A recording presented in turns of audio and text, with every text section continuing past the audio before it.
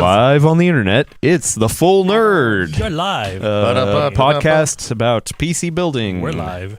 We are your hosts, coming live from San Francisco, California. Beautiful and toothless. Are you doing the whole boxing ring announcement? No, you can't do that. He sues you. Yeah.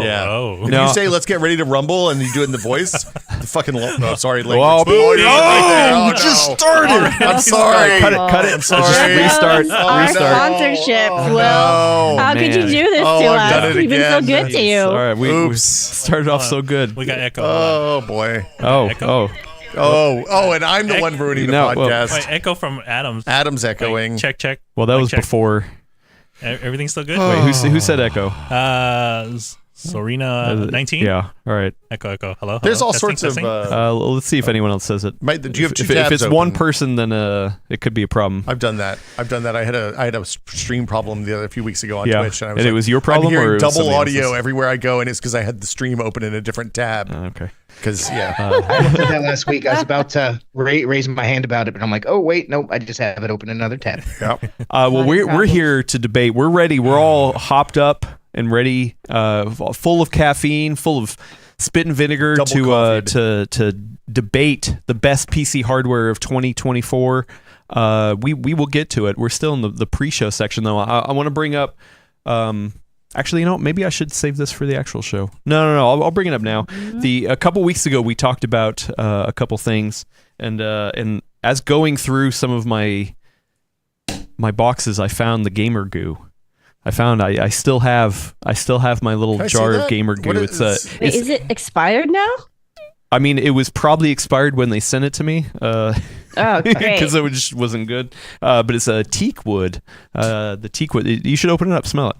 Hold on. Come on. I'm reading the ingredients first. It's fine. Deionized water, isopropyl alcohol, Mararta, You can't say that on live. Arundusea, arrowroot, root powder. What'd you call me? Silica, glycerin, xanthan gum. That keeps it from emulsifying. Fragrance, phenolzol ethanol. Yeah, it's all natural. Oxyethanol. All natural. And methylparaben and ethylparaben and propylparaben. Well, that's a lot of alcohol parabens. And butylparaben, too. And isobutylparaben and magnesium ammonium. I mean, it's got a lot of stuff in it, right? This is deodorant for your hands. Yeah, it says stop sweaty hands at the source. I don't meaning no. at the hands, I guess. Look, anti-sweat I wonder if solution. you can use it like one of those all body deodorants. Does it have to be your hands? I mean, I'm sure you could rub that in your pits. it's still sealed. I've never unsealed it. You never used it? How did you test this? I didn't test it. Wait. Will, did you just say you could rub it into your pecs? Pits. Am I not allowed to? The gamer goo, not for the pecs.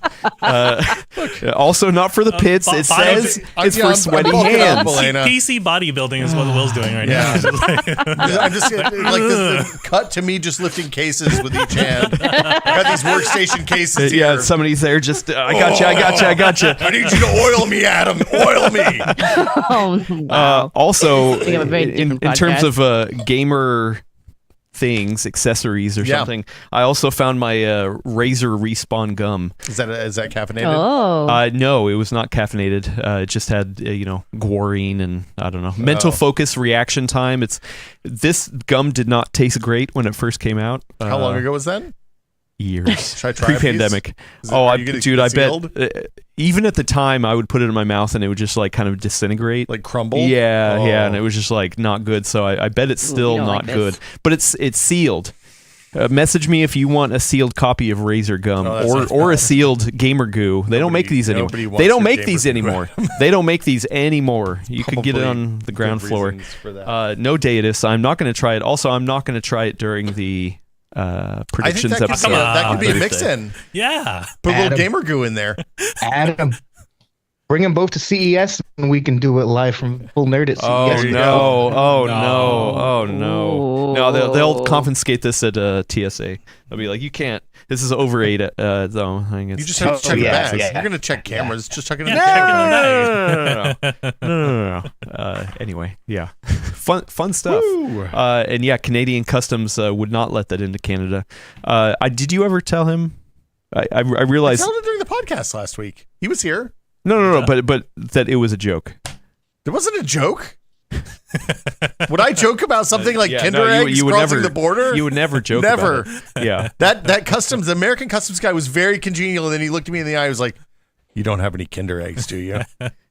Willis, it was a joke if you couldn't tell. Oh, come on. Why would you do that? No, I didn't want it. There was a huge, there was the Peace Arch, and then there was a billboard that wasn't a bill. Have you seen this? They have an outline of a billboard in space just floating at the border, but there's no billboard there. It's an art installation that somebody made in space. It looks like a billboard shaped hole space? in the horizon. It's like over the border. It's on the America side.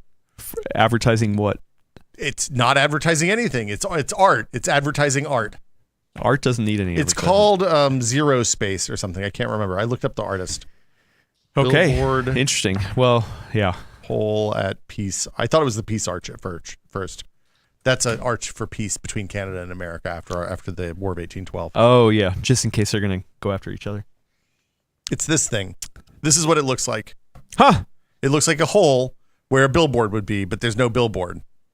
It looks really weird. It's called it's a sculpture. Yes. Yeah, it's called non-sign 2, Roman numeral 2. If you Google that, you can see what it looks like. Okay, that's actually kind of interesting. Like art. Anyway, we're not here to talk about art. I am. This isn't. I mean, maybe you, but you're on the wrong podcast. We're here to making talk art about. right now. Yeah, we are. Oh, This is art. ooh, Yeah, ooh, we we're are making making art. We are making art right now. That's what I would say about this. Maybe I should change my intro. Welcome to the Full Nerd, the best podcast about making art.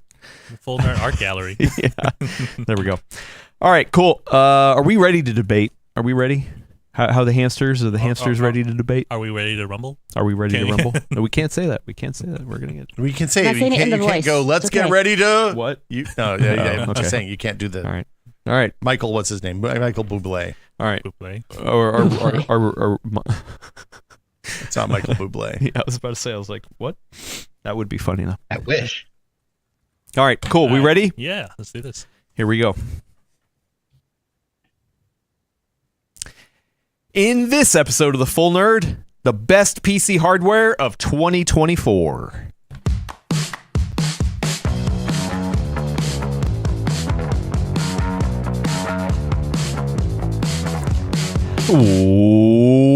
Welcome to episode 328 of The Full Nerd, the best podcast about art, here on the internet. I'm just kidding. No, it's the best weekly podcast about PC building news. I am your fill-in host, Adam Patrick Murray. This is the first of one of our special end-of-year episodes, and I am joined by all of the fine folks that are about to fight it out. We're friends now, but we will leave enemies. My first frenemy is Brad Charkis, coming to us from the internet. Hello, Brad.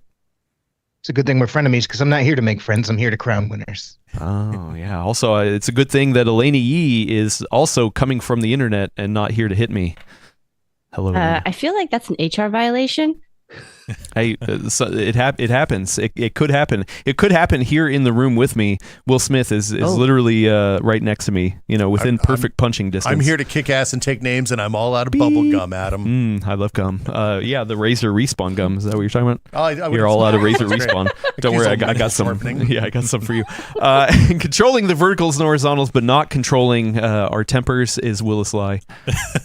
Hello, everyone. I'm not. I thought I missed the memo. Actually, I should have wore a Foot Locker referee uniform. Oh, you should. The fights. Yeah, right. And a Wait. whistle. Yeah. And a whistle. hat. Wait, doesn't Gordon have the referee shirt somewhere in the office?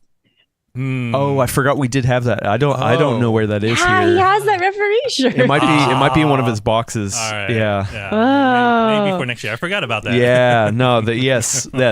Future Adam, listening back to this episode, remember to grab that referee jersey. Just put it on in post. It'll be fine. Yeah. Just fix it in post. We are here to debate the best PC hardware of 2024. We've done this every year for many years. I think we started in 2016, maybe. It's been a long road. Yeah, it's been a long road.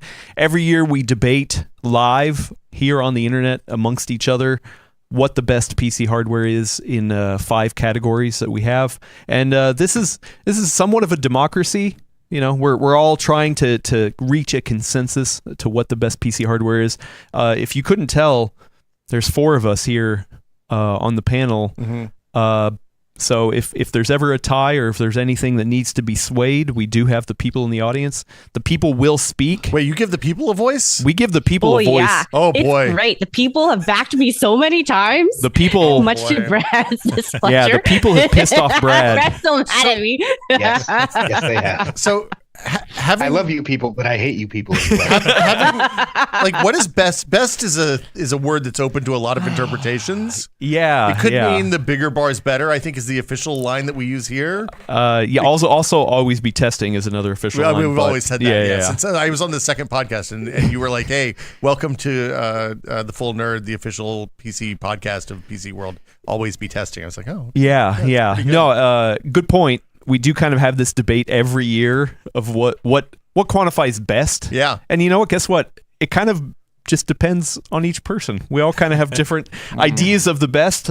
We know where Gordon stands. Unfortunately, Gordon isn't able to join us, but he's here in spirit, debating alongside with us. So I think there might be some things we'll bring up that Gordon will appreciate. But yeah, he's always argued for bigger bar better, literally the best. What is the thing you can go out with the best, with the most amount of money and just buy the best thing, the thing that defeats all things. But somebody like Elena, she might have other arguments, or she has had other arguments about what I is have. best. So yeah, I have. It's like porn, man. You know it when you see it. Did you just cite Ed Reese? Isn't that what the court says? Something like that? okay. Wow. It's a very famous vulgarity, comment from the something like Supreme that. Court from like decades ago. Yeah, Adam. 1984 like or very something. famous. Okay.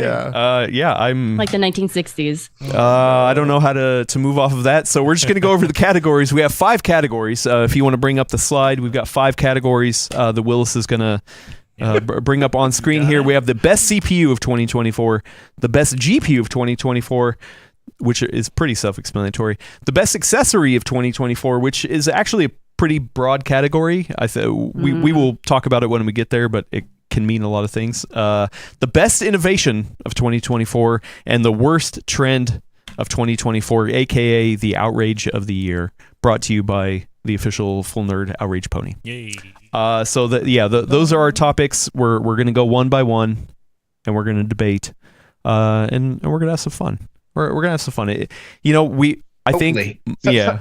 Usually it's fun. Some years it's a little painful. Also, I will say yesterday over on the Discord, I put in a forum post to say, hey, get in your picks for the best PC hardware of the year, because not only will we take it from people in the chat, but also wanted to have kind of like a big post of people debating it out over on the Discord. So the fine folks over there had some picks, and I think a lot of people are assuming that it's going to be a pretty easy year this year, that we should just name a couple, like a wrap it up, show, and 10-minute show. Yeah. And then just get I out of never here. said that. I just said I think there are a couple of categories where there's just a clear standout winner.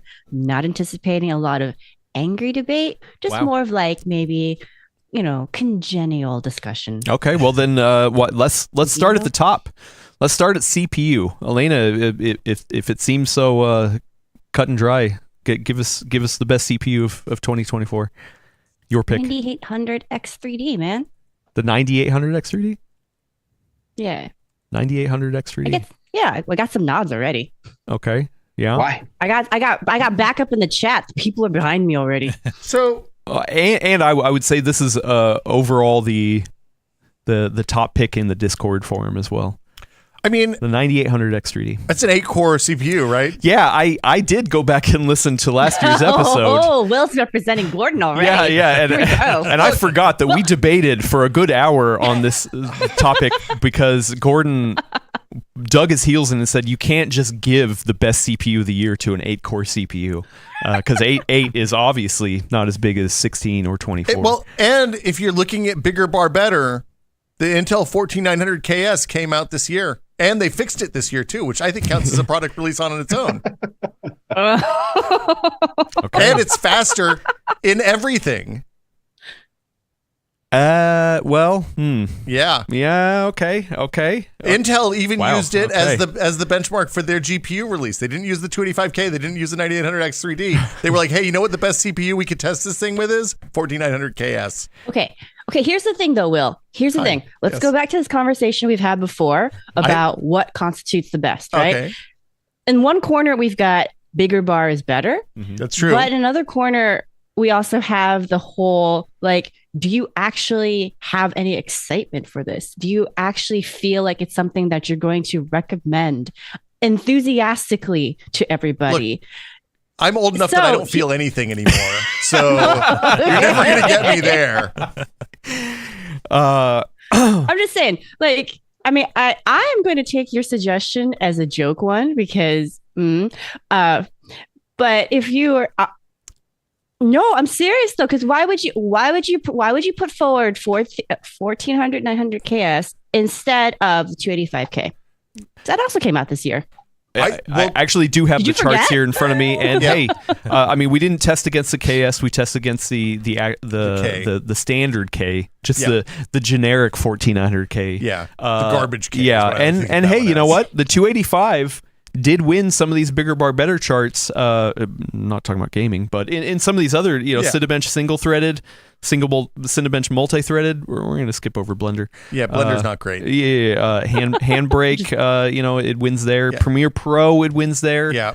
DaVinci, let's talk about games. Loses, let's talk about games, Adam. What's fastest in games? The 9800X3D? Well, if you look at 3D Mark, 3D Mark doesn't count. It's bigger bar better on the 1285K. She makes a good point, though. This is a brand new architecture for Intel. It's true. And it's their first time of having this, disaggregated chiplet design that's, is going to power them into the future. Yeah. It is. So, yeah. So actually, I think that is a good debate, though. So, go ahead, Brad. I was just going to say, if you have your system fully up to date, so you got all the BIOS fixes in, and you're fine with the power draw, I would much rather have a 14900KS than 285K. So I get where Will's coming from. Well, and like, I'm going to go and tell you, I have a 7800X3D in my machine right now. I feel the pinch of 8 cores regularly. 8 cores is not enough cores to the point that I'm for gaming. Yeah, but I use my computer I'm a well-rounded computer user. That's fair. I play games. I'm just asking for the clarification here, because for a moment we were talking about these chips in the context of gaming. So I just want to be clear. That's true. That we're talking about all use cases. I think I'm fine. I'm fine saying, hey, 14900K is a troll pick. Sometimes you ask yourself, what would Gordon KS, do? Yeah. KKS, like same. Well, the K came out last year, but they fixed it this year. New release, new microcode, new CPU. Sure. The thing I'm gonna say is, what about Lunar Lake? Lunar Lake's the wild card for me here, because I think Lunar Lake's actually legit a good CPU. Yeah. Oh, Brad coming in with I was coming in with the mobile part. The first year ever, I think I've wanted to nominate a laptop part, because laptops ain't normally our things. But Lunar Lake, the battery life you get on those laptops is insane. You don't have any of the app compatibility concerns that you do with Snapdragon. Snapdragon battery life is also insane, and I think those laptops will work well for 90% of people. Also came out this year. Things. But Lunar Lake is just insanely long battery life, fairly affordable. It even has the MPUs. Yeah, who cares about recall at this point? But that's an important, building block to have in there. The way I always like to look at these is the best is either bigger bar better, or like I say every year that we're on here, something that I think is truly going to change the face of computing in the near term. And I think Lunar Lake is the CPU that when we look back, we're going to say, yeah, that was clearly the biggest release of that year. Except it's a dead end, right? It's an evolutionary dead end. Also, I would say something that, sure, it didn't launch great, but is probably going to have a bigger impact in the PC space for decades to come is ARM. Snapdragon X coming out and like being as good as it was. I'm sure it has teething pains, it has problems, but like as good as it is, it's going to be something that's going to like long impact computing way further than Lunar Lake, I think. I mean, I'm going to talk about Snapdragon later. 50% market share by in the next 5 years is what they're shooting for. I don't think they're going to hit that one. I feel like I don't think I agree with you on that, Adam. But I like, for me, the argument against Lunar Lake is that it is an evolutionary dead end. Like there is a one-off chip design. I think it shoots, like you said, it gets great battery life. I think the other thing is the perf is just behind the Ryzen AI, so you get literally the best of both worlds, and it has real graphics in an Intel integrated, which is exciting. Like it's a really it can be sometimes pretty far behind the Ryzen AI though. Like that's true. Depending on multi-core stuff. But I mean that's pretty straightforward, Ryzen right? AI doesn't have 24-hour battery life in any of its True. laptops. Oh yeah. No, I have one in here, and yeah. I use this Lunar Lake 2 or 3 days a week usually, and I charge it one time a week, and that's like I've never had a laptop I can do that with, especially a non-ARM laptop. Also, I mean, a point to Intel for this stuff too is that like on the laptop side, obviously is dominated by Intel. Let's not pretend otherwise. Like Intel is still the king in the mobile space, which is the majority of computing out there. But the reaction for Lunar Lake, I can't remember such a nice reaction for laptop processing in a long while. Like this was somewhere where they did need to kind of like come out. I keep pointing this laptop because it's in this laptop, where they did need to come out and have substantial win here, and they did have a substantial win. Lunar Lake is a good product. Yeah. And it is an evolutionary dead end of sorts. I think they're going to still learn from those and build that stuff into the future. I think that you can't put this toothpaste back in the bottle at this point. So wait, you have a bottle of toothpaste? We're going to see more. Yeah, you don't get your toothpaste in bottles? No. Bottle of toothpaste right next to my bottle of Moxie. But the other one that was in consideration for me was the 9800X3D.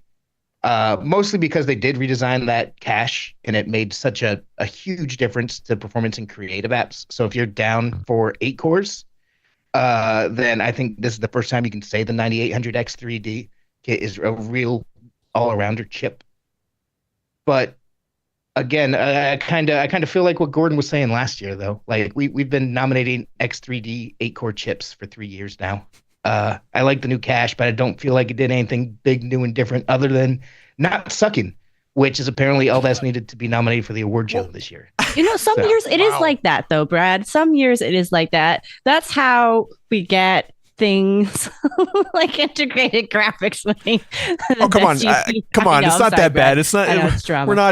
We're like, none of these CPUs are just so bad that we're like, hey, let's just pick the best of the worst. It is not that bad. Yeah, no, but I am saying that like it is definitely not one of the years where we have to have fierce debate because so many of the contenders are just that good. Do you know what I mean?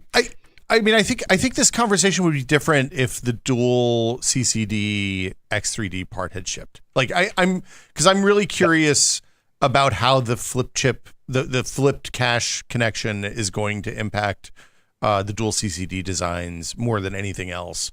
And I feel like I kind of am with Brad on, hey, this is more of the same. And yeah, it's better, faster, incremental improvement. But I think the place we're going to see the real improvement is on the dual CCD designs. Yeah, I mean, but it still is like I don't want to sell it short. The second generation, I mean, it's not just that they flipped it. I mean, it allows things like overclocking now. They literally flip it.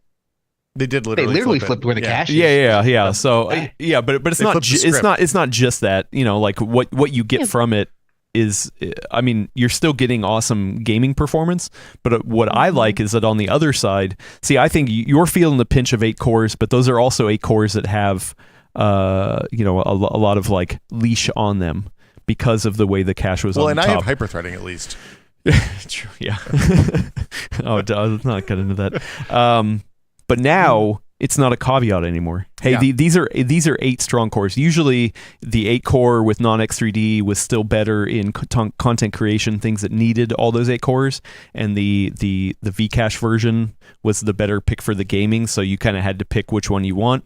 This is literally like, oh no, this is the best in both content creation and in gaming for the most part, and warrants that price. I mean, it is a steep price for sure, but I think because you haven't use the 9800 X3D, I think you would notice a bigger jump being on that 7800 X3D. You think the extra 400 megahertz or whatever it is would show in my heavily multi-threaded workloads? I bet, yeah. Okay. And the Zen 5 efficiencies and all that stuff that came with it.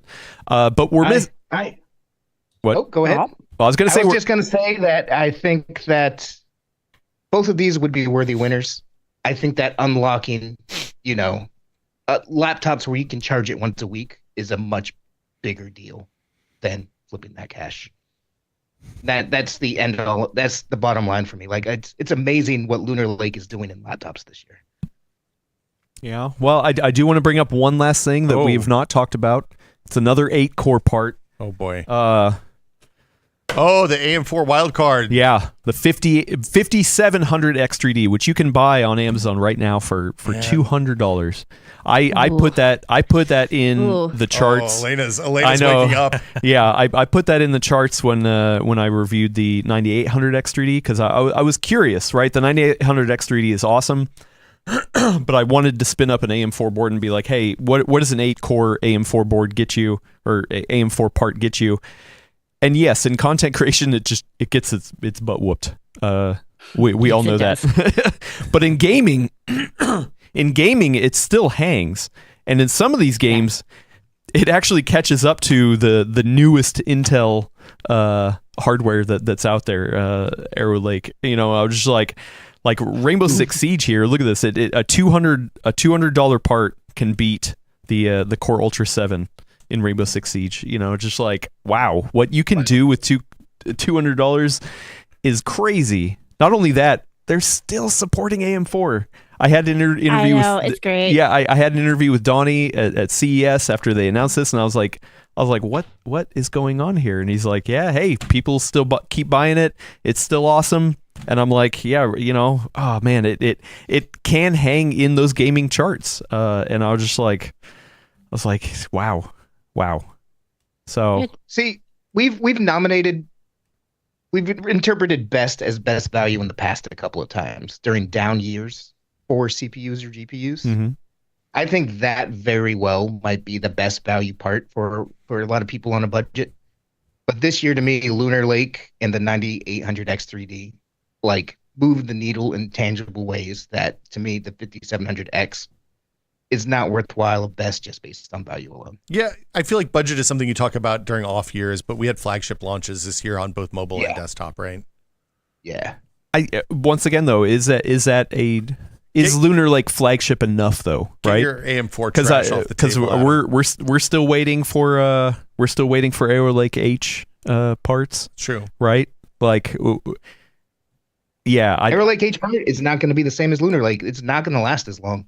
Lunar Lake's whole purpose is to be the MacBook killer, to be the Copilot Plus Vanguard kind of a deal. Well, not to channel Gordon, but what are we talking about here? We're best in battery life. That's it. What else is it best in, other than battery life? Ooh. It is because it's not best in performance. It has very solid all around performance for a mainstream laptop, not a gaming laptop. Although it has remarkably strong graphics and you can play a lot of games on it. For sure. It has the NPU in it, which is of questionable value at the moment. Sure, that didn't really factor into my pick, but I think it's a big deal for the future. And we test things that go 16, 20, 24 hours in our battery testing. To me, that is a tangible, monumental difference to the real world uses for laptops. It makes the laptop an always on computer, like your phone or an iPad, in a way that PC laptops have not been for more than a decade at this point. Well, friend of the show has a good point that I'm going to back up here as well. Mainstream laptop chip is good practical CPU, but not as exciting for enthusiast PC audience, which is what we're here on the Full Nerd. Are we really? I mean, yes, we're excited about battery life, and that's awesome. But are we that excited about it in an enthusiast way? Okay. For me, it's about... Here's the thing. Sorry, Lena. Okay, here's the thing. So I would argue to Brad's point a little bit, and that was a Ziv Zoolander, one of our regulars. Yeah, friend of the show, Ziv. Best, I feel like, in listening to everyone talk, is what gets you most excited for the future of computing. What the future holds, what it signals, right? So as an example of where we're going and what we can expect in the future. And I think on that point, even though we talk about desktop chips, it is actually quite exciting. And it does move the needle to see this shift in laptops. And it's not like all of us never use a laptop. I think most of us do. If not for work, we still have one in it to complement our desktop systems, right? So it's not like it's so far removed from us that it's like a thing that only the normies use. It's not like, I guess the example would be like, it's not like we're all just only using iPads, or like we're comparing ourselves to people who only use iPads. Shots fired. Wow. Yeah. I was with you for a minute there, I have a lot of relatives Now it's don't on. use a computer anymore, and they only really use like a tablet because that is sufficient for their needs. And so for them, this conversation is like so disconnected from their lives. But I don't think that Lunar Lake is that disconnected from what we value and what we like to talk about on the show. So, I mean, at that point, I do see what you're saying, Brad. I just don't know if that's my pick for what gets me excited for the future. This might be the first time we've ever brought a laptop chip. Are you guys open to the idea of maybe having a best mobile and a best desktop GPU? That seems like a cop out to me. We gotta hash it out. I would agree with that. We did used to have a best laptop category, like laptop specific, but yeah. Can I put another monkey wrench out there while we're making things more complicated? See, I thought we were going to be wrapped up in 10 minutes. What the hell? No, I didn't go to the bathroom before this. I think I threw down a gauntlet unintentionally by saying that, because I think we might have gotten to this more like, all right, let's get this done. And I was like, yo, it's going to be easy. And you're all like, no. Roll up these showed up with let's a Sparta go. background. I don't know. I also... He's going to die in a hole. I know. It's established. This is weird. Once again, I listened to last year's episode, and Gordon really dug his heels in, being like, there's no way we can give it to an 8-core part. And I remember arguing with him, be like, yeah, but it's a damn good 8-core part. What are you talking about? And debating around that. This feels that now I understand what Gordon felt. This Lunar Lake is awesome for sure, but it doesn't feel that exciting from an enthusiast standpoint. 256K, 8 cores is all you need. 256 kilobytes of memory is all you're ever going to need, Adam. Look, man, we're talking about the future over here, not your moribund 8-core parts. But while we're talking about 8-core parts, let's talk about the part that brought last generation perf at a fraction of the power consumption with the 9700X, because it had a rough launch. We don't need to talk about that. I bet we're going to come back to that later if I had to guess. But shout outs to anybody who rolls out a new CPU that delivers last gen perf at a significant fraction of the power consumption. And that, coming out of Computex, that was the most exciting CPU in the AM5 lineup, was that 9700X. Because that TDP was 65 watts. And not only that, even after all the launch problems and all of the new motherboard improvements that have game mode and boost mode and the ability to toggle on easily 105 watt TDP, as far as I know, at least the last time I looked in and tested all these motherboards, it's still defaulting to 65 watts, which I think is the right answer. Maybe that's a trend. And Shraft 2K says 8 cores. Is this a CPU for ants? Right. Yeah, I like that. who? Look, I can spin up 8 cores just playing Call of Duty these days. It's 8 cores ain't nothing in 2024, 2025. This is hard. This is why the 14900KS is the clear winner this year. That's all I'm saying. Look at all those cores. It's got cores for days. And it's got hyper-threading. Yep. And hyper-threading. And it doesn't. And it's fixed. And they don't burn up anymore. It's fixed. Yeah. It's fixed. And if you're complaining that the KS isn't really a part, you can probably find the KV2 shipped with new microcode this year. Can you? I should look this up. Is the KS part still on the market? Yeah, you do make tempting arguments, but I don't want to open my inbox to the kind of hate mail I receive if we put the 14900KS. Oh yeah, no, you can still get it on Amazon right now. That's a deal. $650. But you can get a K for $450. They're moving them. I mean, to that point though, the 285K does hold its own. No, the 285K ain't it. No, I know it's not exciting. I'm just saying on these man. on these benchmarks, it does actually keep up. But it does, but it's just kind of one of those things where it's like, as first gen, like, hey, good job, good first. Yeah. Well, hopefully market with it. But I mean, I wasn't gonna go there, Will, but I guess today we've taken the gloves off. We're getting a little more brutal. It's time. But I can see why you were half joking only, as opposed to full joking when you're like 14900 KS.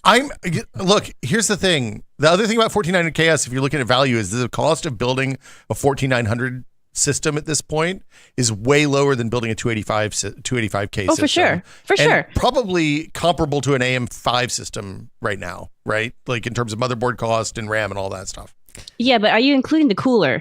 Because you're going to have probably I was about to say, that is one nice thing about the 285K is that power reduction you can buy is a thing. You can buy a really nice doer for like $250, $300 on Amazon now. You go get nitrogen, it's $20 per 10 liters, and you just top it off every morning when you fire it up, and then you're good to go. And actually, you know what? Amazon does not have 285Ks available.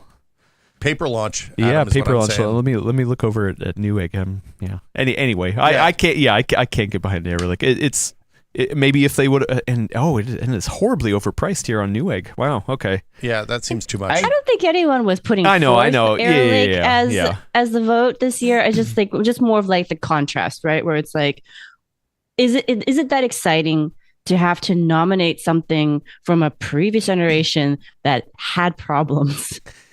Okay. Yeah, to me, there's zero chance I would vote for an Intel CPU this year.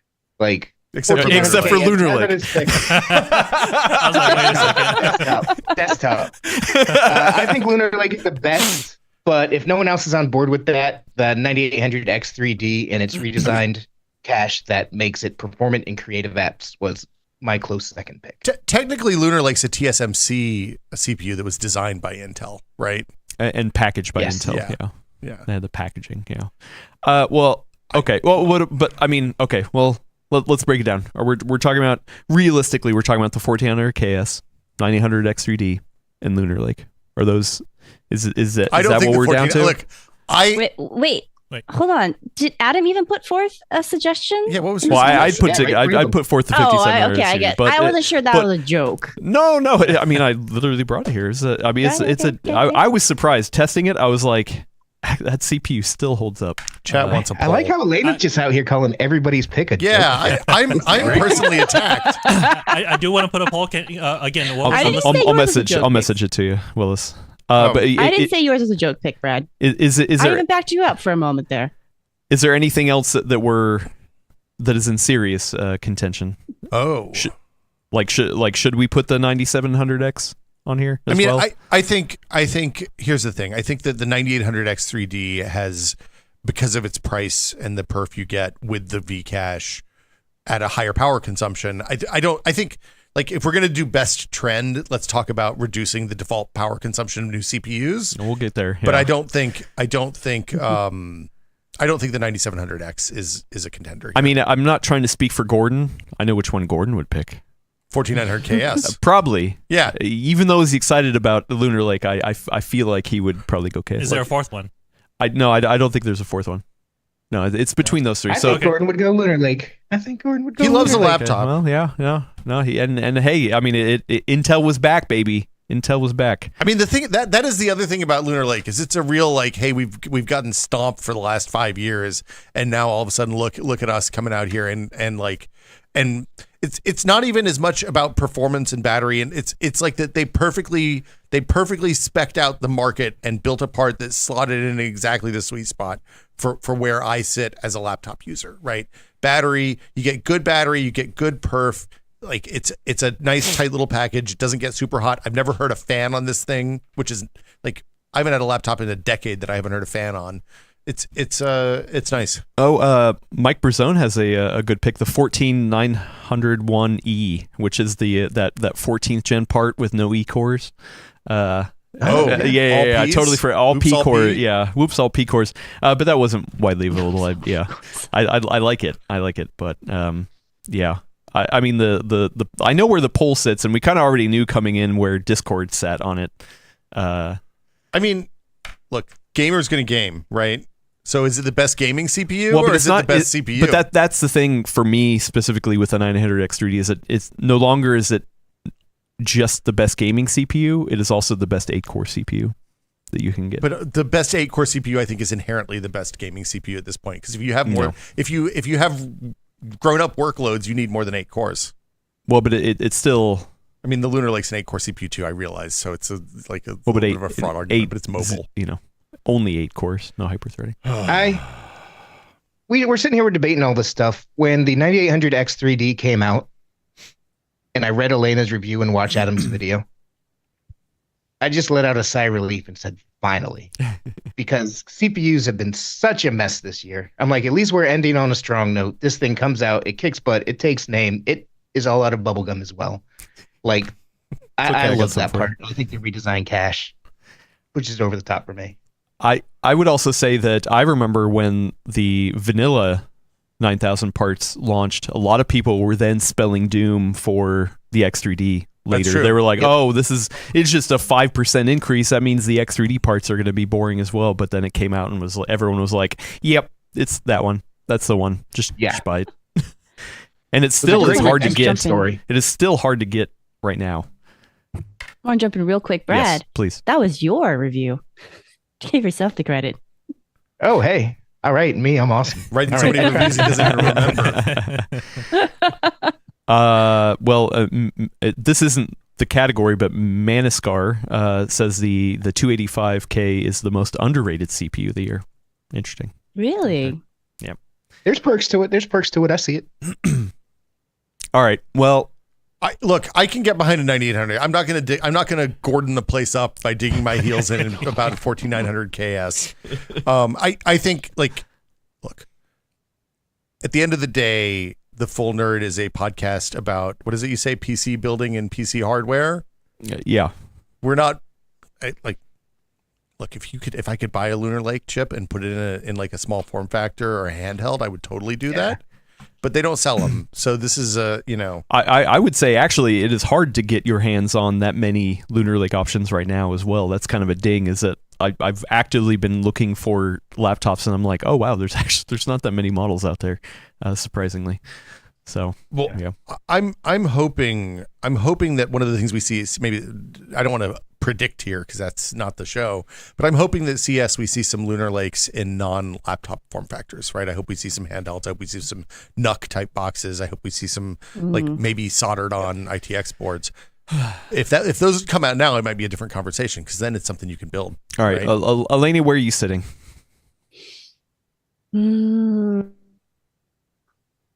I mean, to tell you the truth, I was surprised that you brought in the 9800 X3D because why?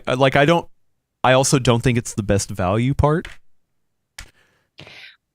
So I think this is the thing that we debate a lot, where I think especially Gordon, where he assumes that my focus on value means cheapest thing possible.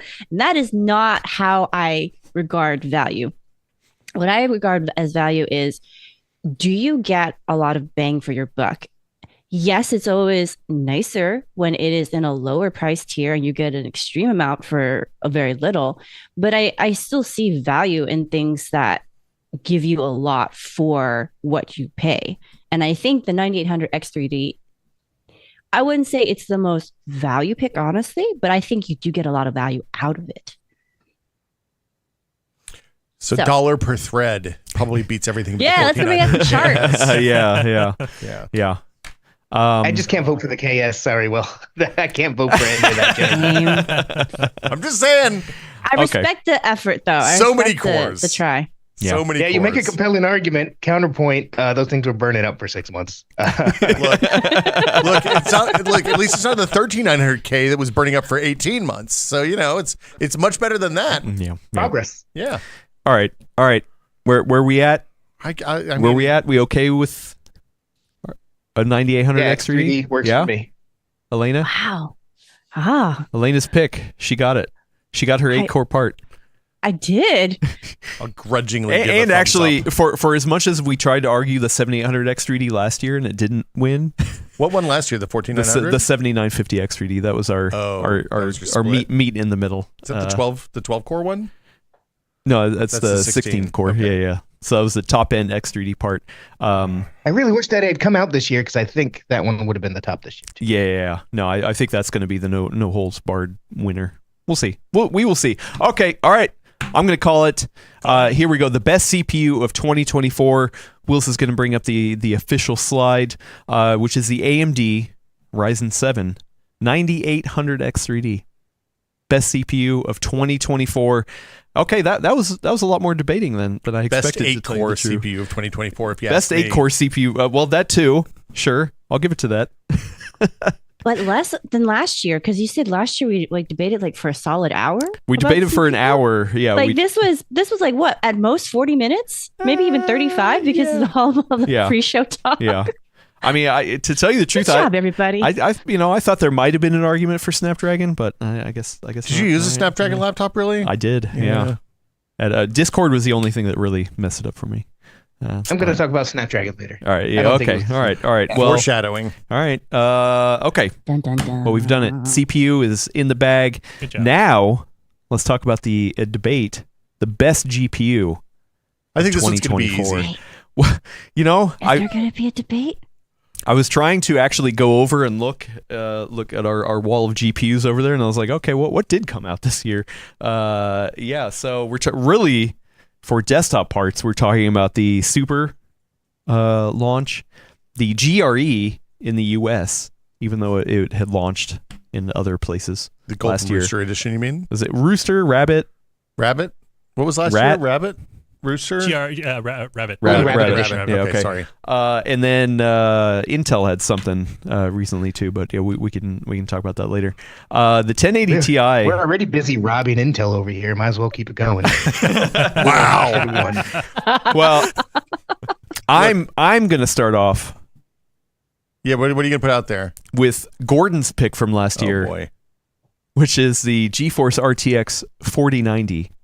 Still the best GPU that you can buy with money in the year Didn't of its our Lord price go up this 2024. year? Wait, are you changing the rules? But previously it always had to launch this year. Otherwise, we would have brought in all kinds of nonsense. Well, they Hey, launched a bunch of 4090s this year. There's ones with 4 fans. Yeah, no. Do you know how many times we would have just the nominated liquid-cooled one? the 1080 Ti?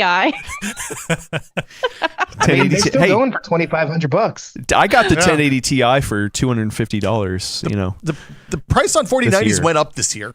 Like, that's the mark of a but real winner. Is there a better, if we're looking at bigger bar better, is there literally a GPU that you can buy that is bigger bar better I feel than like this is 4090? bait, but no, there is not a video card that you can buy that is better than a 4090 if you just care Which about is saying bigger bar something. better.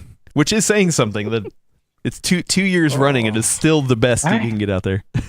This is a controversial pick you're bringing here, Adam, and I honestly would have been 100% behind it if the Intel Arc B580 didn't come out. You want your budget pick. I see how it is. Yeah. I don't want my budget pick. I want the graphics card that the world has needed for 5 years now that has not gotten. The mainstream segment has been utterly stagnant since the GTX 1060 era, Radeon 480 at the same time. Mm-hmm. These are the first GPUs since then in the $250 price point that can play 1440p games because they're not nerfed. And 12 gigabytes of RAM. It has all the modern features you want. Still uses standard 8-pin power connectors. And on top of that, one of the famous bits from this show in the past was journalistic integrity. When you and Elena and Keith, pulled one over on me and had me thinking you guys were nominating first gen ARC as best GPU of the year, and I was losing my damn mind. I didn't understand what was going on. That was the best quote. I've never seen you like that before. Yeah. And I loved it in retrospect. At the time, I was very angry and confused. In retrospect, that's a hilarious bit, and I loved it. But Intel really, truly didn't deserve that, and I felt kind of bad that we roasted them a bit on air. I think they really, truly deserve it with the ARC B580. I mean, look, it's a card that beats the most popular low-end mid-range cards that are going back like 7 years on the Steam hardware survey. I think there's a real good case for B580. I think, like, you can do ray tracing at on a $250 price point card. All of the graphic, like, you have it's not exactly parity because it's vendor specific, but you have options to do frame gen, AI upscaling, and low latency on this $250 card, which has previously been like a more expensive card feature all the way through. And I mean, it seems pretty good. And when you contrast that to the start of the year with the super launches, like, the Super launches to me felt like they were fixing mistakes that they made with the original 4 Series launches, not that they were bringing something new, better, faster, more, stronger, more exciting. It is a good thing, though. I mean, the correction was a good thing. I feel like that Super launch generally was well received.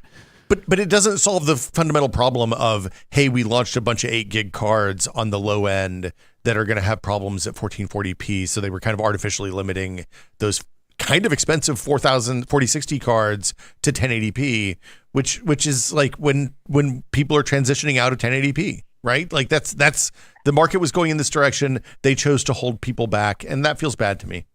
If you want 12 gigabytes in a modern NVIDIA card right now, you have to spend $500 more.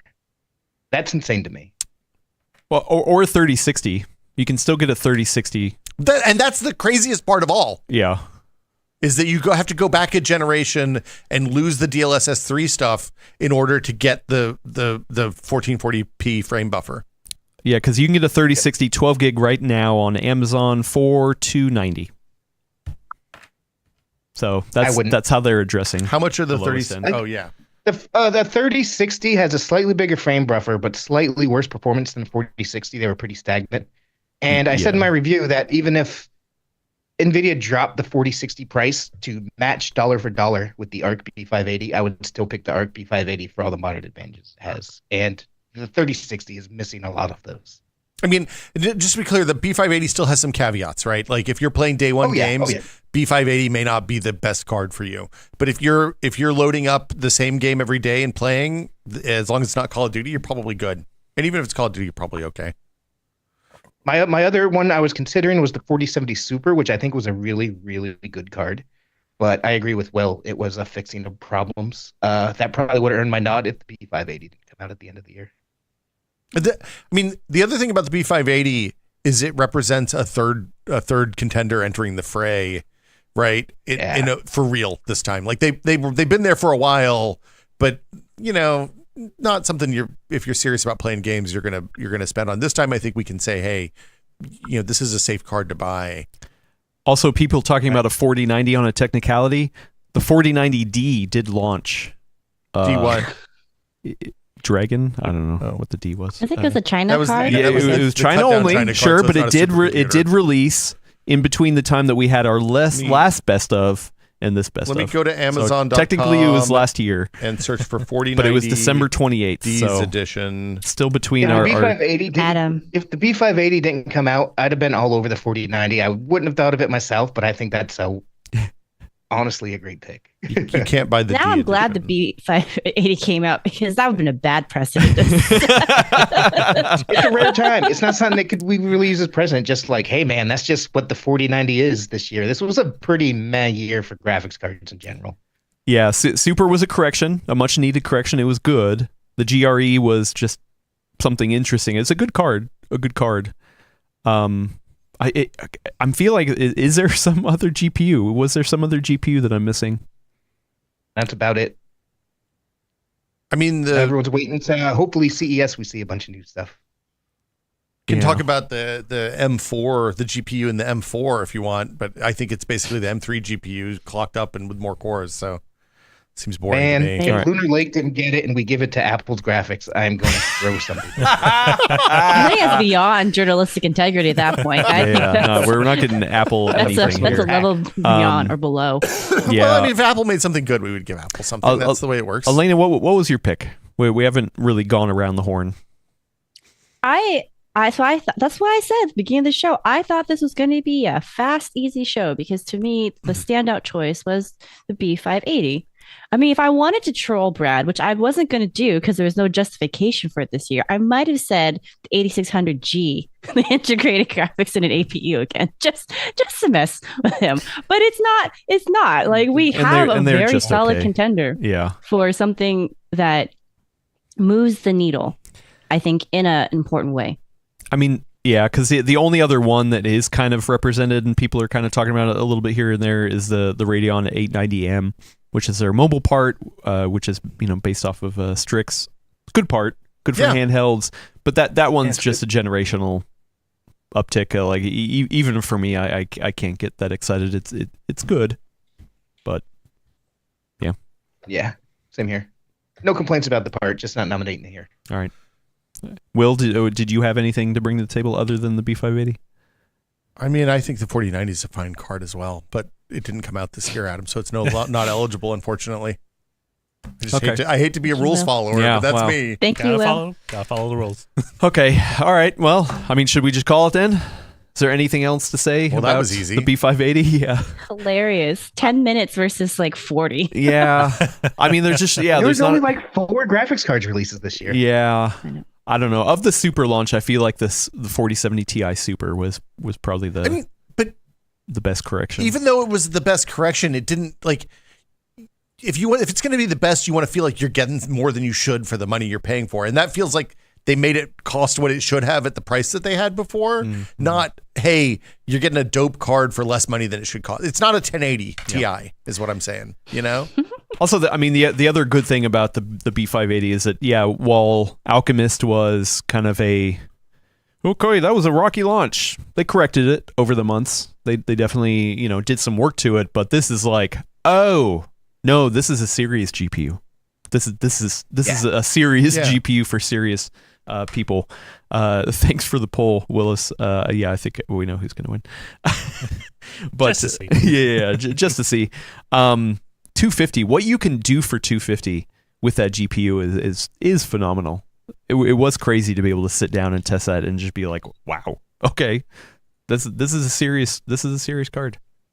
And I think the memory bus stuff truly matters. Like if you're buying a graphics card today, I would, even though I love DLSS, I love all of NVIDIA's features, I love AMFF or whatever it's called on AMD's side. The 12 gigabytes of memory with the wider 192-bit bus already is making a difference, even at 1080p in some games, if you want to crank up resolutions and textures. Like to me, to get that for $250, it's a no-brainer for me. And the only other one like that is the 4090, which didn't come out this year. Also, Jay Briggs says, too bad we're picking a paper launch product. I would say that this is a toilet paper launch product. This is not on the shelves because... What, you've not I don't think Will's familiar with that. Oh, okay, Are you saying you should wipe something with it? No. So a paper launch is one that just came out oh. on paper. Yeah. There's not actually a lot of supply. So it sells out, right? And you don't know if did they make enough or is it exciting? A toilet paper launch is what happened during the pandemic, which was they were making them as fast as they could, but they were selling out. So it's like, yes, it's sold out, but not because they didn't make enough, but because they're literally the demand can't is make super enough. high. Yeah. So that's what we call a toilet paper launch. I would call this a toilet paper launch for sure. It sounds like they are trying to get more out there in the channel. I'm glad. I've asked a few retailers about that actually, and they seem to have gotten good stock from the people that I've talked to. They just sold out fast. Some other places though, I think it's very location dependent. Some places got like none. Some places got a bunch. And Tim over on Hardware and Box was talking about that recently too, and that's kind of the vibes he got as well. So I think it's more than a paper launch. Somewhere in Nebraska, there's a bunch of B580s just sitting on a shelf waiting for the people to find them. I actually did get a B580 at Central Computer. I have to pick it up after the show. Yeah, local shops usually are a better bet usually if you're looking to get something that's in high demand, just because you're not competing with a bunch of people online for the same inventory typically. I will say though that I think it's also a reflection of just the demand that's finally being addressed. That's why it's selling so quickly. I think a lot of people were holding on to their old cards and not wanting to buy a used, like maybe higher tier card because they just wanted something that they could trust. I actually just to remind myself, I did an inflation calculator estimate. So the RX 480 came out in 2016, if I remember right, and it was like $200, right? Yeah. So if you go for inflation between January or like February, early 2016 to November now, 2024, but the inflation calculator estimates $200 then is worth $266 now.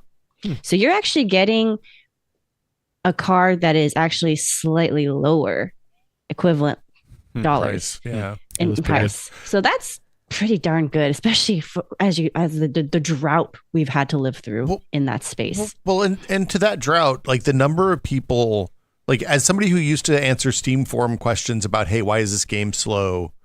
all the time, and somebody's like, yeah, I have a really nice PC. It has a 2080 or a 2060 in it. You're like, oh, I'm sorry, man.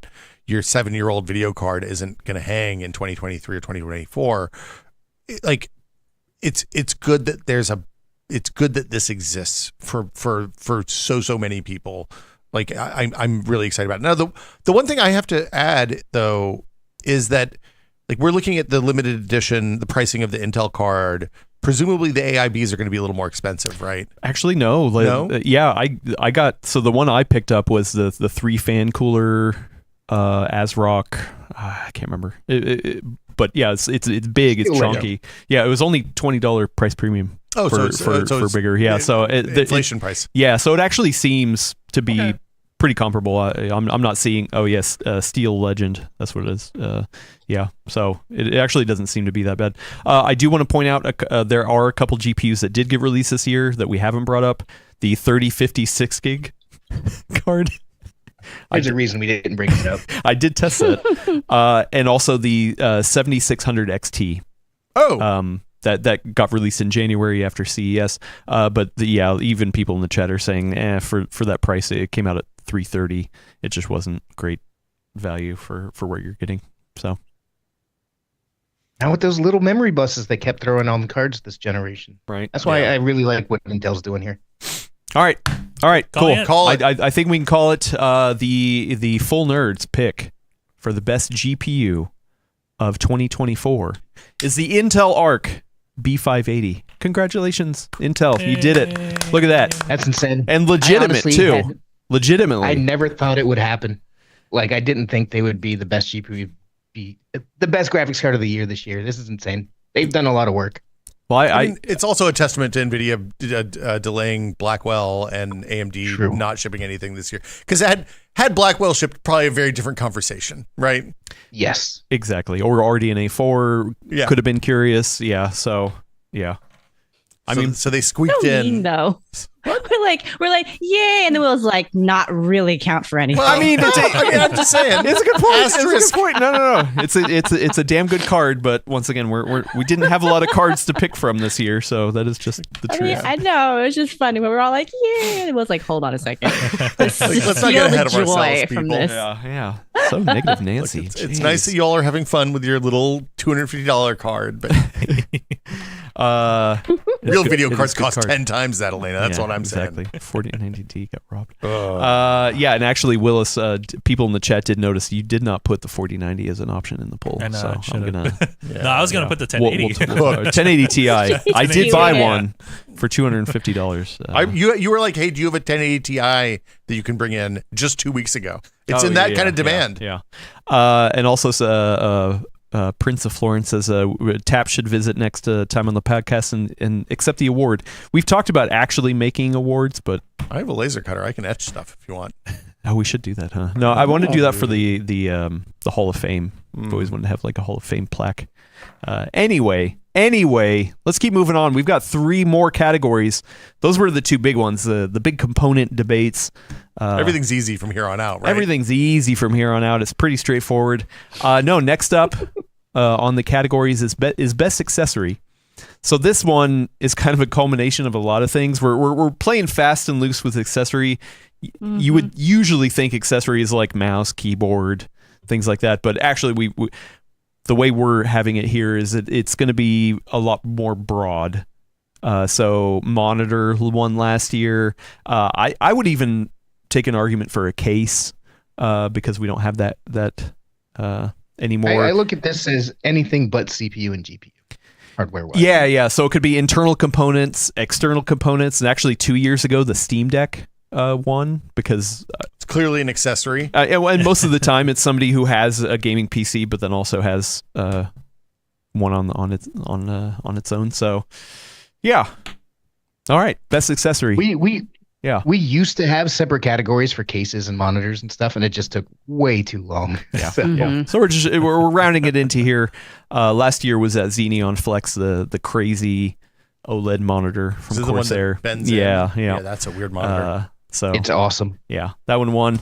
All right, Will, you want me to go first? Why don't you go first? I don't know about you guys, but I actually have a couple picks, so we have a lot to kind of. So So mine is more of an ecosystem than a particular device. Okay. It's something that has seen significant vendor and community uptick in support this year. And it's become a kind of core part of my workflow in multiple places that I do work, like in Photoshop and in Premiere and in other places. And it's the Elgato Stream Deck. We saw some competitors come into the space. It's basically a little screen with a bunch of buttons and sometimes knobs and other stuff. They've added a bunch of interesting components to it this year, including like there's a Duber you can jam on the bottom that gives it an XLR plug, which I didn't realize you had that sitting over there, but that's convenient. I wonder why. But the main reason I'm talking about it this year, because it's been around for a while. We saw some other vendors enter this space this year with much less compelling results. And the real reason it's good isn't the hardware. It isn't the configuration. It isn't they have a nice ecosystem around it. But the real reason it's good is that the communities have embraced it.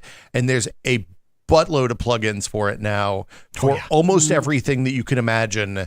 And because of the way the software is set up, like it knows when you open Premiere and it'll switch to your Premiere deck of buttons when you switch over. I can't overestimate how indispensable it is. They even have goofy stuff like foot buttons now. Like you can get I've totally forgot about that. Foot pad. You can get the prompter. We actually bought prompters around here to use. You can control, like I hook it up to my Home Assistant, so it controls my lights in my office. And when it's time to like make the house go into nighttime mode, I can hit that earlier or later if I want. It is a thing that didn't exist. And I think because they have first mover advantage, they've been doing this for a while. The communities of kind of button and plugin infrastructures exist all the way to the point that like you can connect like high end AV button engineering prompts like Bitfocus Companion. You can integrate that, something that you would use in like a professional AV setup with this thing now. And this year they released a rack-mounted button strip. Right? Rack-mountable version. Yeah, for professionals. That uses Companion, which most people in that space are already using. So anyway, I think the Elgato Stream Deck is an incredible accessory for not just streamers, which is where it started, but also anybody who uses a computer at this point. You should get one of those little 6-button Dubers. Even if you don't stream. Quick question. Yeah. For you, Will. Did you have a chance to try the Cooler Master version of that yet? I did. Adam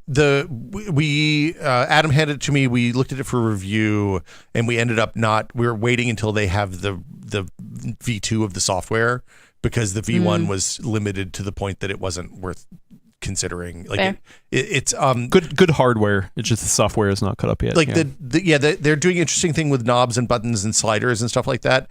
The frame that they provide, because the neat thing about it is it's modular. You can kind of clip things on and off a frame. I know, that's why I was really interested in it. But the software integration's not there, so it only works with like Premiere and Photoshop and a couple other things right now. And it doesn't have. At least last time we looked. Yeah, that was 5 months ago. Yeah. Computex time. So that's my nomination. Well, I guess I will go next because I literally had this on with me. I did not know that you had that here. Sorry, I didn't mean to steal your thunder. So this is the Stream Deck that I have at my work rig at home that I've been using, and then recently I attached the XLR option to it, which was an easy just couple screws, pop it in. I will say, to be fair, I have not used it. Oh, the XLR? Yeah, the XLR adapter, because I still just haven't got around to setting it up. But in terms of accessories, I was trying to think. I was like, the thing that I'm most excited to use, and I have heard is actually legitimately good, is this optional install. So that's why I have it. That is definitely one of my picks. I mean, the thing that's neat about it is it does VST plugins, so you can take your filtering plugins and your noise gates and all that stuff and run them on that device, rather than having to have like a dedicated digital audio, a DAW running in the background. Yeah, I just loaded the newest Waves plugins, the SSL 4000 collection, which is one of my favorite high-end plugins, and I can run it in the Wavelength software, and it runs good. So cool stuff. It is kind of nerdy. There's plenty of people in the chat being like, oh, I have no use for it, but I actually do think that even if you don't stream, having even the small one be able to trigger certain actions and do things like essentially is like a hotkey or quick command kind of thing. You should still look into it. It's not just for controlling a bunch of stuff. So in your system. So. Well, because you can do multi-action controls. So, for example, I have one in the morning that turns on OBS and switches on virtual camera and sets my lights up when I want to do a call, when I need to do a call or something like that. And it's all one button press. So I don't have to, I mean, look, these are minimal time savings, but it comes into real use when you're in like Photoshop. Well, not even that, but I mean, I use it to toggle my audio inputs, like to speakers, to headphones. Like I just use that all the time. And I mean, that's something you don't even a normal person can use. Well, and when I'm working in Photoshop or Affinity, I change brushes. Like the brushes are all there lined up. I just tap the button for the brush I want, so I can do that with the left hand without removing my right hand off the mouse, which is also nice. Yeah. Anyway. All right, Brad. Well, what is your pick? Hey. The person who picked the winner from last year. What do you got? I'm going to change my vote to side with you guys because we haven't looked at the Stream Deck in a while, and What? Wow. Not awesome. even a vote anymore. But I was going to bring to the table the crucial T705 SSD. Oh, that's a We've good had SSD. PCIe 5 SSDs before, but the controllers haven't been fully up to snuff. That's one of the first SSDs to have Physon's. I have the numbers and letters here. I'm just going to say Physon's new controller. And a Word new soup. 232 layer TLC plus a ton of DDR4 for primary cache. And it freaking screams. Like that's, if you want PCI 5 speed, the crucial T705 is the SSD that you want. It's so fast that we were having troubles finding software that can keep up with its speed. Like Windows was being a limiting factor in how fast it can go. So if you're looking for the face melting SSD, go for that. But I'm Stream Deck now, baby. Wow. Okay. All right. Did not come into it expecting that we did not plan this at all. Elena, what do you got? So mine was like kind of a more general pick, and I was going to go with OLED monitors. Just as something to, because I feel like this is the first year where you really see them starting to hit prices that make it, I wouldn't say affordable, but doable for most people, as opposed to it being kind of a splurge before. And there's more options that you can choose from, because before it was such a high-end option, you kind of had to buy like those insane but amazing $2,000 monitors, right? And now you can get it in like a $500. I think even went below $500 during Black Friday for a couple of options. Yeah. And there's $400 different was sizes. below watermark. Yeah, like there's different sizes, so you're not like only having to choose between like a 49-inch or 49-inch like ultra wide monitor. And so I think that if you're looking to just really enhance your experience on your PC, not just your gaming, like an OLED monitor is just so nice.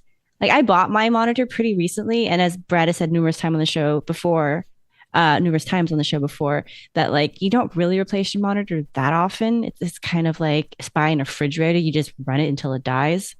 So I'm having trouble justifying it, but in my heart of hearts, I feel like if I were going to pick an accessory for my PC this year, it would be a OLED monitor. Yeah, an OLED monitor. You can get I like it. It's definitely been the year of the OLED monitor. Like 360 hertz, 27-inch OLEDs. So like gaming no compromises are now like $600. That's crazy. Yeah, they're so they good. got really Like, cheap the over options. Black Friday. Yeah, the options are so good now that you can more accurately pick something that actually fits your needs, as opposed to kind of stretching to make it work in your setup. I'm still looking at that entry level G9, and it's still $1,200 though, Elena. I don't know. That seems like a lot. The thing is, all those The expensive 1200 is ones, better the than it was super, before. Sorry. like the super ultra wides, like the G9 and other ones like that, they all routinely go on sale for 50% off now. That's true. Like things are looking really good. I'm pumped for OLED as well. I'm glad you brought this pick, Elena. Oh man, Leon Lumiere. I mean, I'm already Go ahead. outnumbered though for the vote, because Brad already changed his alliances before we even had a chance to speak of all the options. Keep trying. You might be I able will to say sway. though, I'm not mad about it, because so I used what I call the poor person's version of the Stream Deck, which is Touch Portal. So you can basically, it's nice because you can use like an old tablet or, phone and just like slap it on there. And then I forgot, it's like $12 for the license. And I think it's a one-time fee, so you don't even have to pay a subscription. Or that's when I last looked. I don't know what it's like now. That's like it's nice. You can just set it up for yourself, have custom screens. It's not as, I mean, I would say I haven't bought a new car in a while because I hate touchscreens. And so I'm like, I want my dials. So Stream Deck is nice because it is physical, right? You can kind of just reach over and feel for it. You don't have to like be like, okay, am I actually hitting the right part of my screen? Mm-hmm. But if you pull, it's great. Touch Portal is. So I understand the appeal. It's really helpful. Touch Portal is the thing that, like, I think anybody who wants to come into this market has to like. If the Cooler Master thing supported Touch Portal and it worked like buttons for Touch Portal, it would be a completely different story because it has the plugin infrastructure and all the support there already for it. Mm-hmm. And yeah, you're right. Touch Portal's $14 one time. Oh, it went up $2. As opposed to Elgato has a similar product. Like the knock against Elgato stuff is generally that it's kind of expensive for what it is, right? It's the price premium. Yeah, and the brand name. And they have a subscription only software version of this that I find like that feels a little icky to me. So yeah, it to me that's not. Speaking of value, to me that's not the value, right? So like if you're gonna go the software route, I always just recommend Touch Portal, and if you want something more turnkey, then that's when I tell people like just make that jump to a Stream Deck. I think some of the plugins are paid on Touch Portal though, right? They can be, yeah. But in general, I feel like it's more of that open source kind of community vibe. Well, open source developers need to get paid too, though. I know. But I'm just saying, a lot of them are very generous with their time and donations. Yeah. I do have a couple others I want to bring up just to throw out there, just in case. Just got to give them their due. Yeah, just to give them their due, and who knows, maybe we'll get some support. We'll see. I will say I'm a controller player on PC. Come at me, bro. I unabashedly, I love controller on PC. That's the great thing about the PC. You can use whatever you want, mouse and keyboard. Yeah, just some people are wrong. That's fine. Yeah, HOTAS setup. You can do whatever you want. I am a controller player, and a controller came out this year that has literally been my go-to for the whole year because it is that good. As the Scuff Vision Pro. I love that controller. I have not gone back to the Xbox Series Elite 2 that I was using. I love it. You can get it for $150 now. The big knock against it was the price when it launched, but it is a damn good controller. I love that controller. How much? What? How much was it? $150 now. I think it released. It was a $200 for the full wireless version. It's funny. I was expecting you to go the other way with this, which is to the 8-bit DOs, which I saw a couple people mentioning in chat. I do love those as well. $50 8-bit DO wireless ultimate controllers are fantastic and better. I think they're better than pretty much any of the shipping controllers. Oh yeah, except for the DualSense. Oh yeah, probably. Hands down, yes. But I would say that's more like the budget king, right? Yeah. If you want the best of controllers, like the Scuff Vision Pro is. In my mind, the best of the best that you can get right now. Fighting words there. Yeah, I know. What? Yeah. That is the best controller outside of the DualShock. DualSense, not so much. Sorry. DualShock, absolute classic. Look, I like a real D-pad. Yeah. Well, so there's that. I know I'm probably the only one who's used it.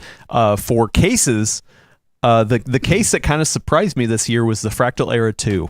I love Fractal. Is this the tall one? Yeah, this is the one we did a video on. When I saw it at Computex, I did not like the look of it. And like I was just like, oh, I don't know. And the whole story about, we're righting the wrongs of the past. The first one was a flop, or had compromises. We wanted to make it better. That one grew on me as we did the build in it and everything. And I was just like, wow, okay, I dig it. And actually, I mean, I'm not going to do it, but I have my work machine right now is in the Mood, kind of the tall fabric one, which I thought I was going to like, but now that I've used that one for a while, I actually am not loving that one as much. So it was kind of the flip-flop between the two, which was interesting. I do love the Era. The difference is that the Era both will fit water AIOs and a 4090, right? Yes, but the Era 2 is meant for a liquid cooling solution where the strength of the Mood is probably more along the lines for air. You can put liquid in there, but it's you're jamming it more in. Okay. Yeah. So good case. Last one I want to bring up as well is that I actually haven't had to use it or haven't had an ability to use it, but I love shit hardware. I'm sorry. Explain. Don't bleep. No, SCHIIT, the company shit. Oh. This is a company name. I'm not cussing. They make awesome audio hardware for audiophiles like myself. They have a new version of their gaming DAC, which has kind of the built-in ADC and DAC. It's the one with the big knob, right? Yeah. They have a new version, which is the Gunner, GUNNR, no I. Or E or whatever. A. Yeah. So whatever, however you spell Gunner. I guess. Anyway, that has replaced their other solution, which I can't think of the name of. And by all accounts, I've heard it's really awesome. And I would love to get my hands on it if you're looking for audiophile kind of a pick. I've got one more that I really like. If you're Please, no, bring it up. So the start of the year, I bought my pads on my headphones that I use at home were wearing out. This is one of those things that I think people maybe don't know that they can swap out, but it's pretty trivial on most nice headphones, like $100 and up basically headphones, to pop the pads off and put new ones on when you need them. And I treated myself. I bought a pair of WC Freezes. So they're Wicked Cushions is the name of the company, and they make them. They make them for different headphones, but the Freezes have like a cooling gel in there. So when you put them on, they're all like, "Oh man, my ears are cool." Oh, I remember, and they're velour. Years ago, we got in HP Omen had active cooling. It had a little fan in there. No. It was a Peltier cooler. Oh, yeah. So that's like crazy. it actively cooled your ears, and as somebody who gets hot ears as well, like Yeah. that was really nice. So these don't. This is not that. But. These they do warm up over time, so they don't keep your ear cool indefinitely, but they do completely seal in my ear and not like I don't touch the inside of the headphone. Like I don't like touching. I don't like my ear touching the me neither. bit I inside. hate that. So they're thick enough and juicy enough that they kind of keep your ear off of the headphone part. Did it change the clamping force though? Because I feel like sometimes when you move to bigger pads, it increases that clamping force. I use a pair of Arctis Nova Pro wireless from SteelSeries, which is really kind of a high end wireless. I use it because it has an analog input. That's what it was. So I can get side tone that's just a tiny bit delayed and just sounds a little reverby and not delayed enough that it makes me talk really slow. You're as like, I'm going. I can hear myself. But it didn't change the clamping force on those. In an appreciable that's way. good. Just maybe a smidge, but the extra material and the extra space so that my ears aren't touching the inside of the speaker head was enough that I didn't feel it, and it didn't jack up the noise cancellation that those have, which was nice. That's good. So, and they're like $30. It's like a party for your ears, and everybody's invited. Hey. Okay, Yay. I dig it. Any other accessories people want to throw out here? Not me. Folks in the chat actually was surprised, Adam, that you didn't pick a handheld. So what about the ROG Ally X? Yeah. What do you think? Yes, I love the LAX. That is my go-to for sure. But that's also like, do you want the best of the best handheld? I don't think that's the best accessory. Like the Steam Deck is still like kind of the go-to for that. So this year you're still rocking more the Steam Deck than no, the Ally X. the Ally X. No, definitely, yeah. But I wouldn't. You're not going to advocate for it? I'm not going to advocate it for being the best accessory this year because I felt like I got the Steam Deck win and it made sense. The LIX, I don't think I can get here. So. And to me, the Steam Deck OLED felt like it was a not great. It was like a pretty minor upgrade. Oh no, hell no! I wouldn't call that a minor upgrade. That was a huge upgrade. I mean, it's a huge upgrade, but it's not. You're not going to upgrade your launch Steam Deck to get a Steam Deck OLED, probably. I mean, you might because you buy a lot of handhelds. But a normal human being is not going to. And did the OLED come out this year? Actually, that was this year. Did it? Oh, okay. Or was it last? I can't remember. Yeah, too many handhelds. We can attest to that. All right. And nothing else. So what do we think? And yes, Davina, friend of the show, says Adam is not normal. It's true. It's very true. Yeah. So how do we want to do this? Do we want to give it to the Stream Deck or do we want to? Well, I guess. And is it is it a particular piece of hardware or is it? That's the other thing, right? Yeah. Well, but I want to give a debate. Is there anything else? Like the OLED monitors is a good one. Actually, we almost went just with general OLED monitor last year. But then Brad wanted to give a specific pick. Yeah. I would not be angry I about like OLED OLED monitors a not lot, winning. but I love the idea of putting the spotlight on the Stream Deck because it has released, 5 years ago at this point when it first came out, and I don't think Before the pandemic, I everybody think. is aware just how robust that ecosystem is and all the different things you can do with it. And I think it's to me that's earned it. Listen to you guys, open my eyes. Well, do we want to give it to a specific product or just the Stream Deck? Let's give it to the pedal, man. Get in there. Well, because the new products are the Neo, which is the smaller one, the Studio, which is the rack mountable one, the XLR dock for the Stream Deck Plus, which is the one that I was advocating, or the USB hub for the Stream Deck Plus, which is I think we should just say essentially ecosystem. ecosystem. Stream Deck ecosystem. Yeah, I think that works for me. And like the nice thing about the ecosystem is that you have like entry points. Because what is the default one, which is 15 keys, I think, is $120, but it regularly is on sale for like 80. And then I'm trying to find the price on the 6-button or 8-button one is whatever the two-line one. The Neo. Is that the Neo? Yeah, Did they get rid looks of like the it's mini? 80 They right used to now. have a mini. The Neo is the new Mini. It has a little clock on the bottom. Yeah, they made a like- couple changes. Like I think it has 8 buttons specifically because you have Photoshop because of the number of brushes and stuff you have in Photoshop, and it's yeah. So I could get behind that. $80 is a good entry for that. Wait, ecosystem or a specific model? Ecosystem. Sorry, ecosystem. All right. I agree. think. Ecosystem. Yeah. All right. Cool. Well, I need to get one of those pedals though. That's the next. do you? I think Jam out you like should you're in get a band. two pedals and mount them on the side of your head so that you can like hit the pedals like this. I'm going to tell you. Just like ram it. I was looking at the pedals. I'm going to put them under the desk so I can hit them with my knees. Ooh, yeah. Oh. Bam. Then you have like a knee mute. Yeah.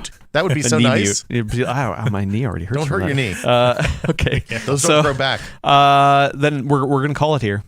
It is a decision brought on by the full nerd crew that the best accessory of 2024 is the Stream Deck ecosystem. Stream. There's an R, not the Steam Deck ecosystem. Actually, I love the Steam Deck ecosystem. Big win for Valve here. is Yeah, what I'm big saying. win for Elgato Stream Deck ecosystem. Specifically, I love this. Yeah, the It's XLR. the knobs, Yeah, the knobs, the the knobs. clicky knobs, and the fact that it's all Yeah. The software stack is really Also, that new Elgato Facecam V2 is Oh, actually really good. better Yeah, than the V1. Oh yeah. Oh, I should test one of those. Oh well, and better than the Pro as well. 'Cause remember they came out the Pro. Yeah. Yeah. So those we bought one for Mike Kreider. Yeah, his For videos have been looking great lately. For his vertical videos, go watch Mike PCWorld Kreider. shorts. Yeah, give us all the Shorts, information. yep. So All the shorts. yeah. So Willis, did you get that? Yep. It's in. All right. In big winner, yay. Congratulations, Yay. Stream Deck. I didn't expect that one to go. I thought I'd get pushback on that. So No, that was a fun one. That was a fun one. You know it's not going to be a fun one. It's going to be oh no, we're not there yet. Yeah. We do have another fun one. This is a good one. Yeah. Sorry. That's a Yes, good I one. I got ahead of It's a good myself. The next category that we're going to debate about, we got two more left, and these are not necessarily hardware related. Is the best innovation of 2024 is the next one. Don't look at me. You've asked me the last 3 times. This can be anything that we feel like is innovating the space, hardware, software. It could be a general overall trend as well, if we want to kind of call it that. But yeah, this is an innovation, something that brings a lot to the table, and we're going to look back and be like, wow, that was a turning point for computer hardware. So, yeah, Brad. I'll go. Yeah, why Yeah. don't you start us off? What's your best innovation? I don't have high hopes for this after how the CPU section went, but to me, Qualcomm Snapdragon X Elite. To me, the exact same arguments I made for Lunar Lake, Qualcomm started all of that. Qualcomm finally made a true long-lasting all-day battery life MacBook competitor. It innovated with this NPU. We haven't seen an NPU like that until after Qualcomm launched. And they managed to not fully do away with their software compatibility issues, but for, like I said earlier, 90% of people, the kind of people who send emails and use the web and go on Facebook and stuff like that, you'll be able to do everything more than just fine on one of these Qualcomm Snapdragon laptops. And as we were saying about Intel earlier, like it's great to see a third entrant in the GPU category. I think it's really great to see a third CPU vendor who's actually doing stuff. Qualcomm's been a joke for years. This year they brought it, and that's a great chip. And I think that long-lasting battery life is going to be the thing we look back and say, hey, that's the year a lot of things changed in the PC marketplace, and I think Snapdragon's the reason. Wow. So that's lovely thoughts. Yeah. Very interesting. Thank you for your contribution. Brad, I want to be clear. Me laughing was not me disrespecting your choice. It was me reacting to Adam's. So for audio listeners, like the whole time Brad was talking, Adam was just kind of moving in his chair in a certain way. I wasn't making eye contact. Yeah, you were just off like looking at your news feeds. Yeah. Also, I'll say, friend of the show, Datus says, ARM PCs, quote, you can do everything more than just fine, end quote. So I was actually on Amazon to see what the low end options were for Copilot Plus PCs. Oh yes, good old Copilot Plus PCs. I mean, I think that's the pool that the Qualcomm is competing in, right? And it's well, not low end. I mean, they do have the Snapdragon X Plus, I think, is their cheaper chips.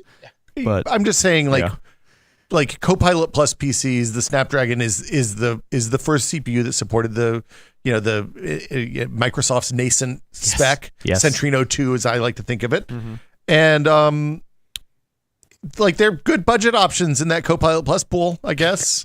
If you don't want to play games or run VPN software or things like that. Yeah. I think that everything Qualcomm did, unfortunately for them, Lunar Lake came out and then did better with no software compatibility issues. Yeah. And that's their problem. But I mean, the Snapdragon X Elite is everything we've been wanting to get out of Qualcomm for years. Everything people have been saying, hey, how come PC laptops can't last 2 days on a charge? Now they can. Or to me, that's such a huge difference. Is it Snapdragon X Elite specifically, or is it just ARM?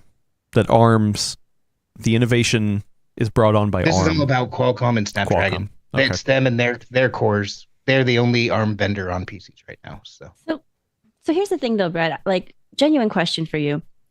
Because Lunar Lake came out and basically did something very similar, but with none of the compatibility issues or kind of the weird kind of oddities that we saw when Snapdragon X first launched.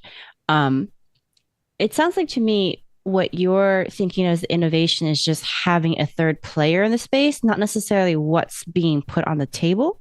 Because if another competitor is doing the same thing, like in listening to the argument for it, I'm not hearing what makes this the best innovation of the year, if that makes sense. To me, Lunar Lake came after, so Qualcomm's the innovator here. Intel's been trying to get long-lasting battery life forever and not doing very well. Qualcomm, it enables true 20-plus hours of battery life. To me, that's an innovation in the PC space. It also was the first major chip to include a big, beefy NPU and the first wave of Copilot Plus PCs, which I agree. I don't really care. All the Copilot Plus stuff kind of sucks. Doesn't really add too much to my life. But it's still innovating there. I think the combination of those two things make it a worthy qualifier. Hey, Brad, if you're, say, like at the playground picking your kid up from school and somebody's like, hey, you know, you're a PC guy, right? I got to buy this laptop. On one hand, I got a Lunar Lake. On the other hand, I've got this Snapdragon thing. The Snapdragon's like $100 cheaper. Which one should I buy? Yeah, you should absolutely get the Lunar Lake. There's a reason I that one for the CPU one. This is different. This is an innovation. Like Qualcomm doing this is what made Intel do that. Is that fair to say though? Because companies just can't turn around architecture that quickly. They can't say you're doing that. I'm going to do this. I feel like Lunar Lake had to have been the pipeline. They would work on that simultaneously, which is why I asked the question I did, because to me that wasn't a reactionary product. That was just a kind of like how the industries tend to have the minds all gravitate towards the same things at the same time kind of thing. Yep. Well, these are both reactions to the M1 MacBook Air coming out 4 years ago, right? Like that's the shared heritage. I mean, we're talking about efficiency, right? Whether it's Lunar Lake or Qualcomm, the idea is that hey, efficiency and battery life, the things that come with it is what's the awesome thing here. So laptop efficiency, I'm down if you want to say that instead of Snapdragon, I'm fine with it. But to me, I just wanted to throw a product on there. I mean, efficiency as an overall trend actually hit desktop as well. I like that. Right? Yeah. I mean, Yeah. not necessarily the GP space, but I wouldn't call the B580 the most efficient thing out there. No. But no. yeah, at least Maybe- CPUs.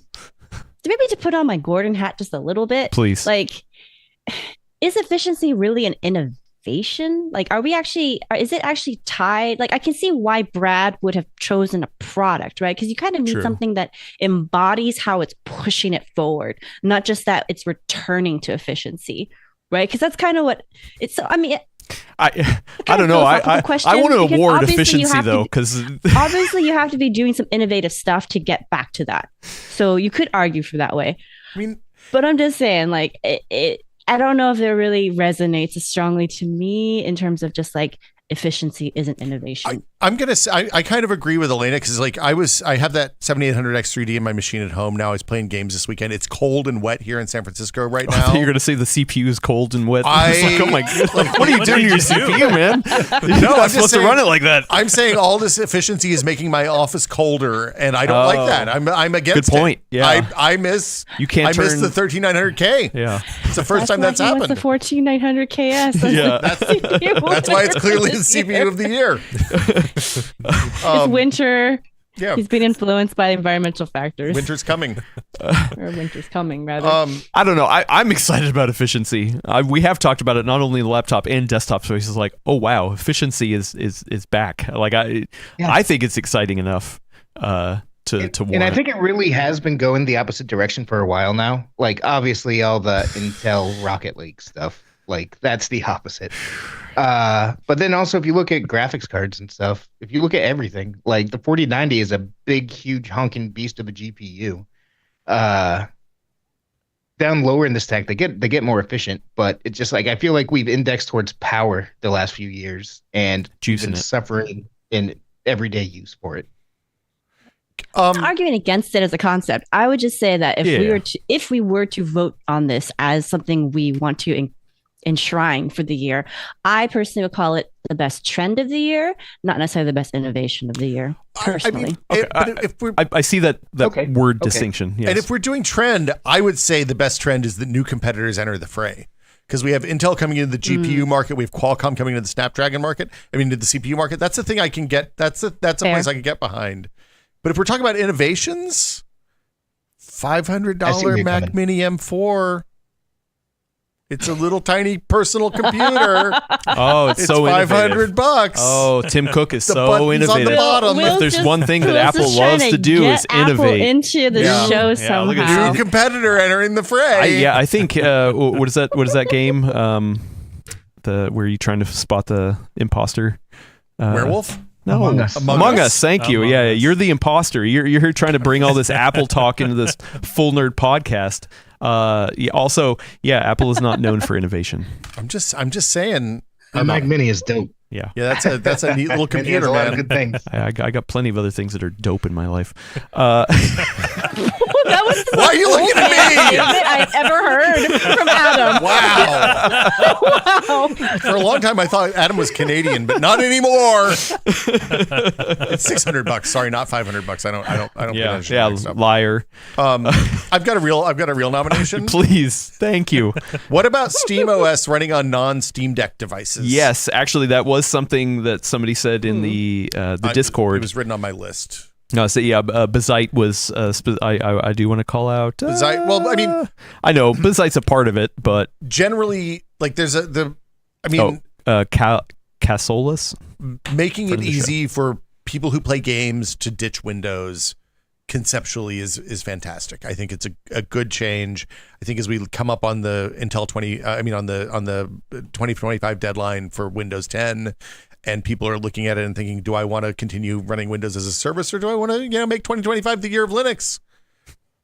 Next year, Stuff you like can't. that makes it happen. We can't vote It's for always best next year. innovation year of the Linux. You know this what year. my prediction's Next going to be, year. though. I'm going to go Oh yeah, shh, spoilers. Yeah. Oh, now you got to write it so you don't I'm going forget. to write it so I don't forget. I mean, yes, this was also the year that I got to enjoy Bazite.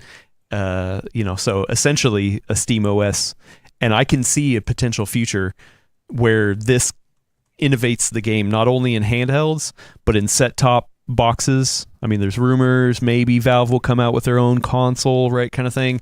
I could even see a future where laptops, like just gaming-only laptops, maybe ship with SteamOS. Yeah.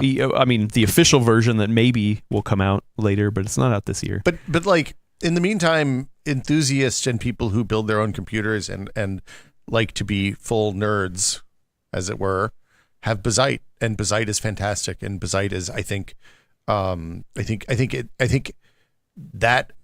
had a moment this year as they shifted to the, with the whole, what's it called? I'm completely blanking. The intangible and fungible. Immutable. Immutable. Thank you. Operating system. It's quite good. Now, there are asterisks with Plenty. NVIDIA GPUs and older Intel integrated GPUs, but sometimes to make an omelet, you got to break a few eggs. I mean, I could see it breathing new life into the Nook market as well. For desktop specifically, or for gaming. I'm most excited for that, honestly.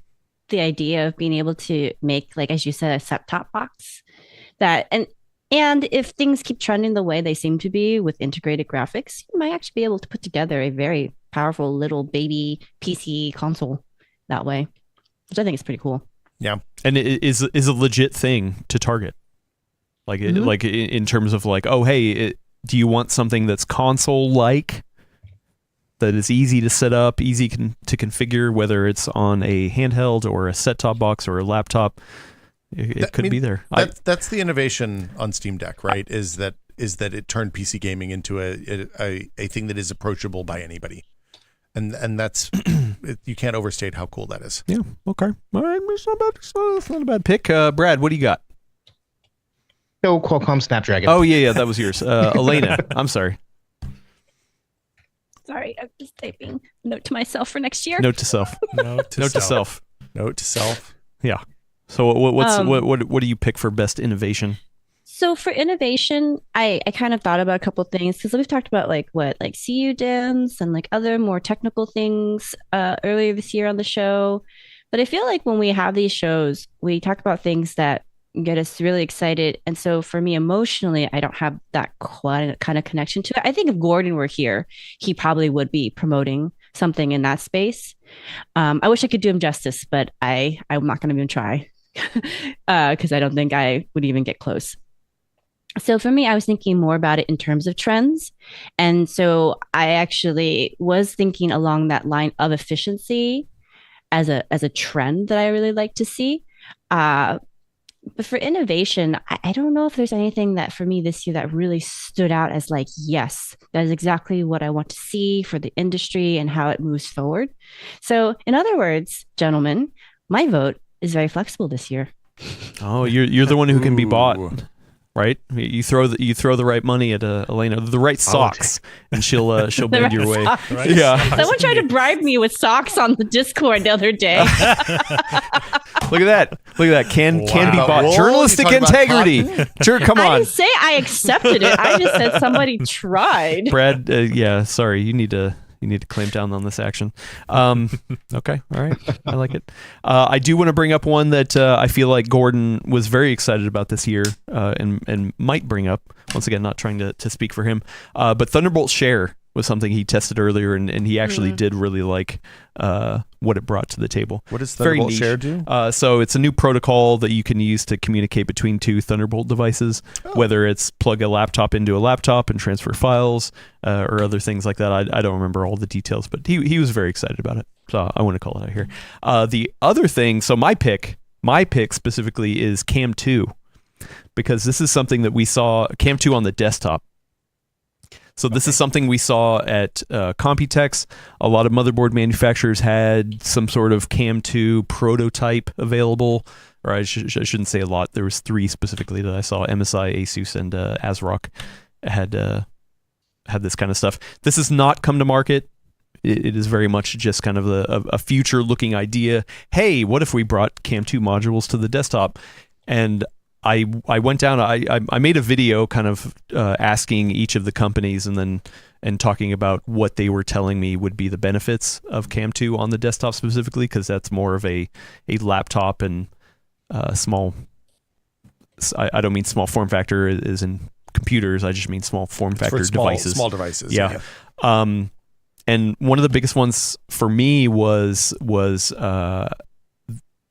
I saw this as another notch in the backside connector kind of trend, in terms of the backside connectors beauty gets your motherboard to be more beautiful, right? You have the connectors on the backside. You don't have anything sticking out. You don't have plugs to plug in.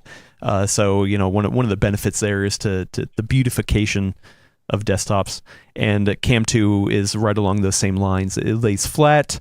You don't have any more of these dims kind of sticking up, which, I mean, you can get RGB and things like that, which are nice, but you lay it flat. This could help with things like liquid cooling, so that you don't have to worry about clearance or anything like that.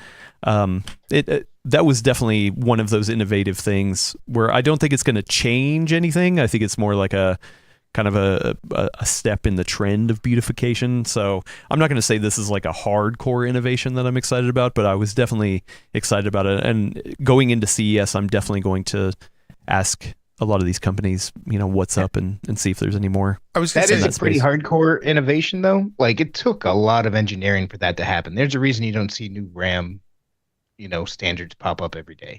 Like, well, and on Asus, when I talked to the rep over there, they were like, hey, listen, if we're trying to drive the highest capacity drives with the lowest latency, this is a step in there, but really, if you want to get to the most extreme end, you're talking about soldering onto the motherboard. And I think that's probably a bridge too far for most PC builders to have the memory soldered onto the board so that you're locked into there. This is a nice, supposedly in between point to say, hey, it is fast. It can get you there in terms of latency and capacity. It's not perfect by any stretch, but it's interesting. I mean, I think I would get behind this if anything had shipped using it. I don't think I've seen any boards that actually shipped using it. No. And also it'd be a heavy price premium, I'm sure. Yeah, but it's going to be really expensive. I think if anything, on the enthusiast side, I'm against soldering RAM onto motherboards just because it seems to fail at a really high rate, and I don't want to replace my motherboard every time the RAM conks out. I'd just rather pay $60 and get a couple more sticks. So yeah, I mean, like for me, this fits into the back connector motherboards thing too. Which I love, yeah. I mean, I love them. I had a great time building that machine in June, but like they're still kind of niche specialty products, and they're not a main. Like it's not like there's mainstream options yet. I mean, I guess it takes a long time, but I expect to see more mainstream options in motherboards and cases for that stuff than we've gotten so far this year. So, and yes, so sorry, just to clarify what Will said, there has been LP cam things that have released. I'm talking specifically about the desktop version. That none of those motherboards, to my knowledge, has come out. Mobile. You'll see LP cam stuff. And actually, there was a handheld that had a Cam 2 module in it. Yeah, that I saw at Computex XPG. So interesting stuff. Anyway, that's mine. Sounds like Snapdragon's the winner. Okay. Mac Mini M4, $600. Okay, this is hard. We have spent more time on this than the last two categories. I just want to tell you. Well, I mean, I do think this is different than past years.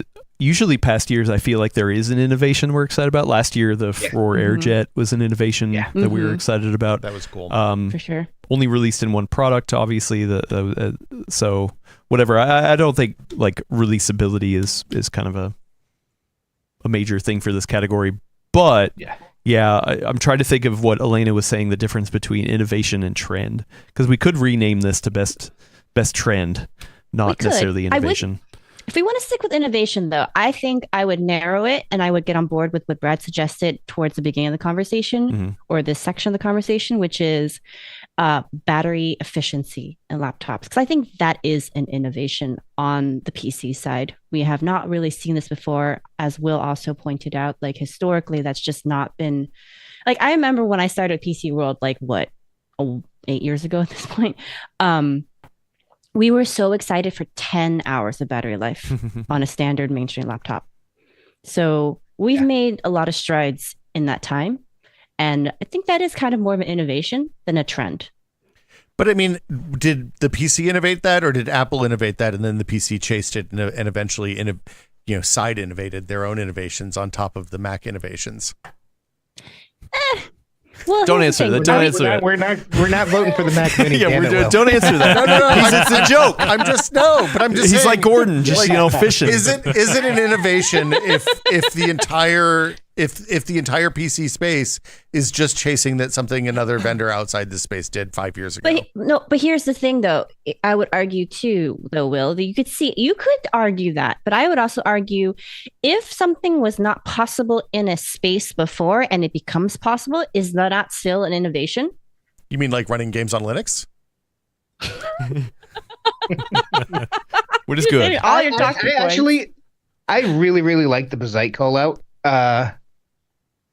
Especially with them rolling out the powered by SteamOS thing. I feel like that's going to be a big deal next year. I don't know if this year. Yeah. That's fair. Yeah. That's where I kind of fall on it too, is Bazite is awesome, but it's probably not going to be SteamOS level of changing it. I see it. I see it on the horizon. I just don't know if it's...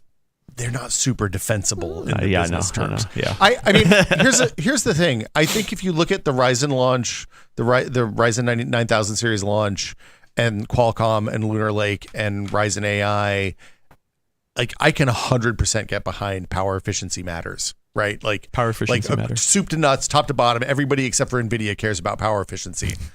And NVIDIA is just like, hey man, why don't you build more power plants? It's cool. We got this. But like, I also think, I mean, if renaming the categories on the table, let's talk about having 3-party competition in CPUs and GPUs again, because I think that's the other part of Brad's Qualcomm argument that's really important. I think it also applies to Intel on the GPU, and having like the pressure that Intel is going to apply at the low end on the GPU with the B580 is enormous. The pressure that Qualcomm is applying to both AMD and Intel on battery life for all people who buy laptops is enormous. And those two things wouldn't exist if it was just Intel and AMD going at it on CPUs and NVIDIA and AMD going at it on GPUs. So how about this? I will put forth a proposal, which is, please, we could say best innovation is better battery life in mobile, and the best trend is 3-way competition. Cop out. I kind of like that one though. That is good, but yeah. And Brad gets what he wants across the board. Good answer, but it makes it harder for Willis too, because he already made the graphic. Yeah, so we'd have to. Yeah, it's okay. You could put it maybe at the bottom left. I mean, where there's the space. Look, yeah.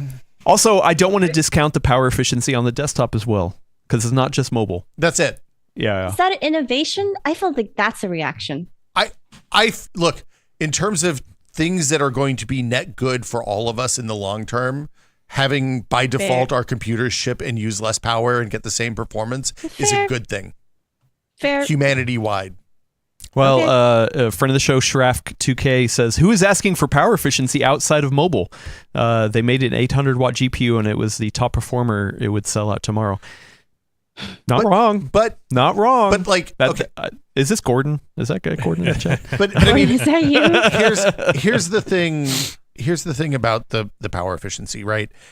If you look at what's happened on the desktop side with the power efficiency, they're giving people options. So they're shipping reasonable defaults, and then they're letting you hit PBO on and get and juice your clocks and get the performance if you care, which is like the best of both worlds as far as I'm concerned. And it's not just about power, like sucking up how much out of the wall. It's also cooling. Yeah. Because we can now, somebody also said, hey, maybe one of the best innovations is really high performing, low profile coolers, which I will say I've used a couple of them. Yeah. It's like, especially on some of these chips, it's like, oh, wow, you don't need to go crazy with your cooling anymore either when it's more efficient. That little Be Cool you have in your work rig is impressive, or your home theater rig, whatever. We've got some chat comments that I feel like are useful for this debate, where Gear Seekers, hey y'all, says power efficiency on the desktop is a cop-out. Strong words. Mhm. And then Come at me, Nick. Shraff2K says, I work in a data center and the efficiency isn't as important as you think. And True. I feel like Completely we're agree. talking to people who are used to looking at things from high-end power perspective, like high-end performance perspective. I actually get a very non-zero number of people who talk to me about power efficiency and power draw. So even though they want something that's high performing relative to consumer needs, they don't necessarily want their room to heat up because they live in an environment that does get pretty toasty in the summer, or their power bills are really high, or they're just min-maxers and they really just hate the idea of it. Also, it's not a I can't think of the best term. Zero sum game. Is that where we're talking about efficiency? Where hey, that 9700X defaults to 65 watts. That's awesome. But guess what? If you're like, you know what? I don't care about efficiency, then turn it to a higher TDP. There's an easy toggle you can do in the BIOS. Turn PBO on. Just juice as much as you want. It's not like they're favoring efficiency and taking away any of the top end. You can still go to the wall if you want on any of these parts. So like that's why I think it's kind of the best of both worlds. All right. Well, I like that, and I like the one with Intel and Qualcomm being third-party entrants. What are we thinking as a group? I mean, I wouldn't call the third-party entrance an innovation, obviously. No, that would be a trend. But yeah, that would be a trend. This year, I don't think the innovations are really there. Cam, I think, is the closest to it. I think trend would be better to do this year. So should we just not call it innovation and just call it trend? Yeah. I think power efficiency and the rise of third parties are both really awesome trends that I think deserve celebrated. But then we have to pick one. But now we have to pick one. Yeah. If we're Okay. Yeah. I would still lean towards efficiency. I think personally. efficiency is a side effect of third parties entering the fray. So I think third Do parties you? enter the fray. Can you draw a straight line for us? I want to see this line. Yeah, okay. So in the beginning, there was the MacBook M1. It was a really low power laptop. And then everybody looked at that. And Intel and AMD were like, oh, man, we got to have a 20-hour battery on our laptops. And then Qualcomm was like, yo, dog, we got ARM. And we're going to arm this thing up. But we got to spend some time getting the software to work. And we're going to test. Look, we're going to test at least 1,000, maybe 1,200 games. We're not going to, they may or may not run, but we're going to test them a lot. And it's going to be real good. And the battery life's going to be amazing. But let's not talk about VPNs and antivirus because, look, you don't need that anyway because it's ARM and viruses don't run on ARM. So it's going to be fine. And then Intel was like, hey, man, okay, so look, our process technology is behind. 20A is not where we want it, but TSMC's got this good juice, and we're going to jam that onto some Foveros, and we're going to put the RAM right on the CPU, and we're going to get it's going to be so good that people are going to give it CPU of the year, and they're going to be like, oh man, I'm so sad that this is like the end of the line for this. This is the best thing Intel's done in a decade. Really it might save here. Intel, and then AMD's going to be like, wait, but look, you can have battery life and performance too. And also your VPN will run it. Intel's like, man, we got VPNs up for days here, baby. And then you know what's going to happen? The CPUs are going to come out for the desktops and they're going to be like, hey, what if we gave you exactly the same performance plus 3 to 5%, and it was at half the wattage of last generation parts? That's what we got this time, okay? It's not, look, I know that usually it's 10 or 15% year over year. We got some Vcache coming that's going to be pretty good, but we're not going to talk about power so much on that one. But we got the 65 watt TDP. Yeah, what is in this bottle? It's just water. Is there about that stuff thrown on the lid that I noticed as I was drinking, so I got to burn it from the dishwasher. Seriously though, Will, can you just recount every year for us like this? Because this is pretty great. This is a service. It's one a year podcast is what I do now. Yeah. So anyway, I just think that without the additional competition from Qualcomm and from Intel in these spaces, we wouldn't. I mean, less so Intel. Without the competition from Qualcomm and ARM and also Apple, yeah, we wouldn't have seen the power reductions. Because the power reductions on desktop are a direct reaction. They're happening because we have power reductions on mobile as well. So. And to be fair, I think Nick is talking about conflating efficiency, like how much you're getting for the power that you're using versus total output, right? I mean, efficiency, I think, has a couple different definitions, but yeah. So I think on the laptop side is one side, the desktop side is one side, but it's still under the umbrella of efficiency. Yeah. Okay, so Arcane says, so we're decided that efficiency wins. Look, 3 competitors is the most efficient outcome. I don't have super strong feelings one way or the other. I think more competition is good. So after he goes on like a 3 minutes. We're making art here, Elena. This is art. Well, Capital A art. Actually swayed me. Art doesn't involve a lot of Swayed you passion. towards which way? Oh, I think the competition's the good thing. Oh, the best trend is competition? Yeah. But I'm fine with power efficiency. This is Wait, are we? We're voting for trend, right? This We're voting for Yeah, trend. okay. We've renamed Okay. it. We It's the best renamed trend. it. Don't worry about it. Okay. Don't I worry. made it already. Oh, you did? Yeah. Oh, okay. Look at that. Will See, pro. efficiency right here. a professional. Yeah. Yeah, professional. The over third there. competitor has entered the fray. There you go. Okay, so then best trend. We're talking about competition. Competition or efficiency. Really, those are the two Correct. words. Correct. Which is the better trend? Competition or efficiency? When Compaq shipped the first 386 PC, it opened up the entire PC market to competition, the likes of which it had never seen before. That trend has continued through to today with the introduction of Qualcomm and Intel to previously unheard of spaces. Okay, you know what? Sure. How can you argue with Yeah, that? I'll go with that. All right. In the beginning. Look, this is when you had me do those PC World history shorts. You had no idea what power you'd unleashed. I will say, as good as the B580 is, we still don't know if that's going to thread the needle. What is it? John Petty Research just put out their latest thing saying that now NVIDIA has 90% of the GPU market share.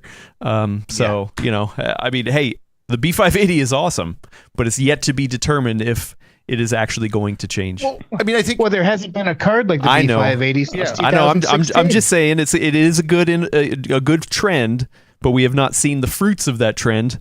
If this doesn't pan out in a couple years, we'd be like, oh, do you remember that trend we thought was going to happen? NVIDIA didn't really respond. They're still raking in every single piece of dollar that comes in. Here's the thing. Sorry, Will. no, you're good. I feel like this might be a category where we should get the opinion of the people. Oh, here we go. Oh, Yeah. there you Poll. go. Okay. Poll. Yeah, just poll. Just Just literally just say competition. best trend, efficiency, competition. Look, Those are all the I two words. know is that in Office Space, No 1080 Ti. That would be funny. when they but- came in with the efficiency experts. Oh, best trend. Were you continuing to buy the pro-efficiency? 1080 Ti? Oh, there you go. Data point. Actually, Adam. hey, could we just swerve everything No. and be like, hey, guess what? Do you remember what was awesome? 1080 That still Ti. it continues to be awesome. Yeah, it's big 1080 Ti. delta. Next time we do Hall of Fame, I'm forcing that bad boy through. Yeah, don't worry. Wait, 1080 Ti didn't make the Hall of Fame yet? What are you all even that's doing a over sore here? spot. That's a Contentious. sore spot. Well, don't. Listen, Ooh, it's too soon, Will. every time we've done it, it has gotten right to the end, and it is not. The mean- GeForce 256, I think, was the first one. Oh, that's I'm pretty just good. buying time. The DDR or the SDR? I Gotta be don't, the I, DDR, right? I don't Polaris in remember. there yet? Because I feel like Polaris also has not gotten its day. I mean, it's no Alchemist, is all I'm saying. Oh my god! I wish I had an easy thing on the wall with the Hall of Fame. You need an everything search. We should actually. I know. We should I mean, the Yeah, 1080 actually. Ti did never win a Nerdy, and Arc B550 did 580. Right? Wow, True. that's Yeah. true. So Better in okay, every here we way. go. Oh, damn it, Willis. Oh, wait, what? What? You put 1080 Ti Tim in there. Lau. No. Calling us out. Don't vote for 1080 Ti. Yeah. Don't do it. Don't do it. Don't do it. Don't do It's a it. ruse.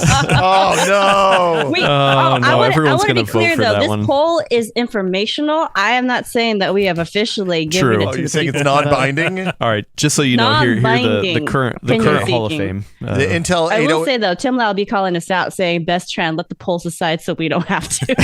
hey, you know what? That's not a trend. We do that every year. Look, you That is vote a- for the 1080 Ti, you're throwing your vote away. That's all I'm saying. Yeah. Okay, this is a pretty good Hall of Fame. 8086, 8088, and IBM Model M, NVIDIA GeForce 9800 GT. 8800 GT. Sorry. 3DFX Voodoo, I assume that's the one. Raspberry Pi, MLC NAND. Raspberry Pi. I remember that one. MLC, I bet Gordon loved that Look, one. He's I'm like, is that a still computer? not wrong about that one. That was good. I mean, look, Yeah. if you look for the little header on a Raspberry Pi deck, like on like they show up everywhere because people use them in everything. So yeah, This three is good. GPUs so far. The 8800 GT, the 3D effects Voodoo, and the GeForce 256. So the 1080 Ti has been in the final standing each time, but it is not. I'd put the original Radeon on there too. It's a different conversation for another day. We will see. Okay, I've bought some time. I'm going to put my vote in. 1080, come on. So many people throw their vote away, Will. I know. Look at this. Will is just being quiet over here.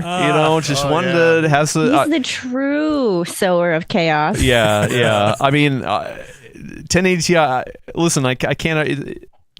It's not okay. a trend. I can't even argue it. I can't even argue it because we're seeking opinions. Yeah. Seeking opinions. Okay, but competition seems to be the one that's. I'm just in my mind. I was like, what would Gordon do?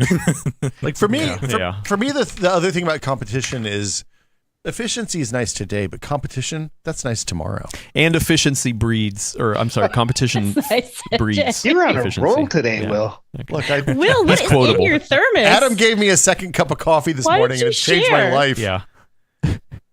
All right. I say we call it. Are we okay? Call it competition. Yeah. Okay. Competition. Okay. So here we go. You can end the poll, and hey, I love the 1080 Ti.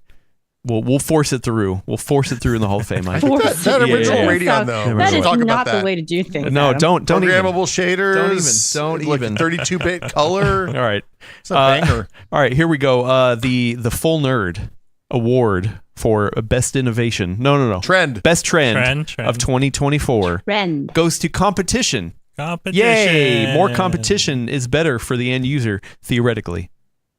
So can we get a quote, like, just so we can immortalize this, because I think that's super funny, where Will is like, efficiency is good today, competition is great. I know. Tomorrow. Yeah, we should have just a super cut of all the quotes that he's given us today. Yeah, that's like so quotable. Sorry. Yeah, I like it. All right, cool. Then we've changed our topics. Never changed a category before. We've never changed categories. We did it. So now we get to the last one, the not so fun one. We always end on a bummer note. I feel like we say this every year. Every year we're going to switch we're like, them? we should change this. We should have done this at the start. We say we're going to switch them, and then I didn't listen to the whole episode from last year, so there we go. That's my problem. Put that in the notes too. Yeah, jeez. Then here we go. We're going to debate the last category for today, which is the worst trend of 2024. AKA the Outrage Gear of the Pony. AKA the Outrage Pony. Sponsored by Outrage Pony. Yeah, sponsored by Outrage Pony. We do have some in Discord that are quite interesting that I want to bring up. But who hasn't gone first? Elena hasn't gone first yet, have you? No, I went first with CPU. Oh, Adam hasn't gone first. Adam hasn't gone first. I mean, I am not going to go with Ivan R's pick. Friend of the show, Ivan R, said worst trend 1080 Ti. Wow. We almost have voted for it for the best trend, so you are in the wrong. We also have one here from friend of the show, Sort of Fast, said wood on PC cases. Get out of here. That wood on PC cases is the best trend. Do you not like nice things? Yeah, what the hell? Wood makes everything classier. Yeah. So I think there's one here that's the pick of the people. I think somebody will bring this up. So I'm going to go with the other one, which friend of the show, Jeff Sig, brought up, was marketing performance charts. I feel like we've always struggled with this year in and year out, of a company coming out and announcing some sort of product and having charts to go alongside it. But I feel like this year more than ever, it has really bit companies in the butt that, oh, hey, these charts do not match up with what we're actually getting performance-wise. So, see you later, Roman from Macworld. Don't bring this Mac talk. I tried to put the here. Mac 4 Mini in there. No. See, you guys are buds. That's the problem. You guys are in cahoots. I see. Yeah, happy holidays. Roman. Bye, Roman. Yeah. So marketing performance charts. It was a bad trend this year. And it needs to be fixed. That for sure. That's kind of a subset of my bad trend. Okay, please. My bad trend is muffed releases. That is a bad trend. Like there were two That's mine too. big giant CPU releases that they should have just mulliganed and done over. Because the original Ryzen 9000 launch, and the Intel, both whiffed in important ways, and that sucks. Mm-hmm. It's bad for everybody. That's it. That's all I got on that. Yeah, that's actually, I'll go now because that's exactly what I have down. Muffed releases is a much better way of phrasing it. But yeah, just there were so many disappointments. Yeah, bad launches. It's not part of it, but if you want to factor in all the exploding Rocket Lake stuff into that, Arrow Lake coming out and being slower than Rocket Lake in a lot of ways. Just everything with AMD's initial Ryzen 9000 launch, where we had to get them on the show to explain, hey, we identified a bunch of stuff, bad stuff happened. Like, it's just been like a year of disappointment around releases. Snapdragon X had a rough launch as well.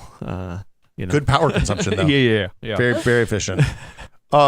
Snapdragon X is pretty all right, man. I don't know. It's not what the marketing claimed, though. And it's not for us. It's not for us. They tested over 120 games.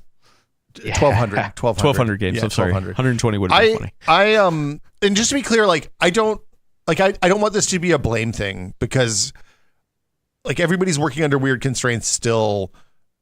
I think that the mistakes that were made, especially on the Ryzen 9000 and the Intel Arrow Lake launch, I don't know that they were necessarily avoidable. I think that it was honest, good, honest mistakes. I don't ever I believe in the zero fault postmortem and when AMD came on here and explained, hey, here's what we messed up.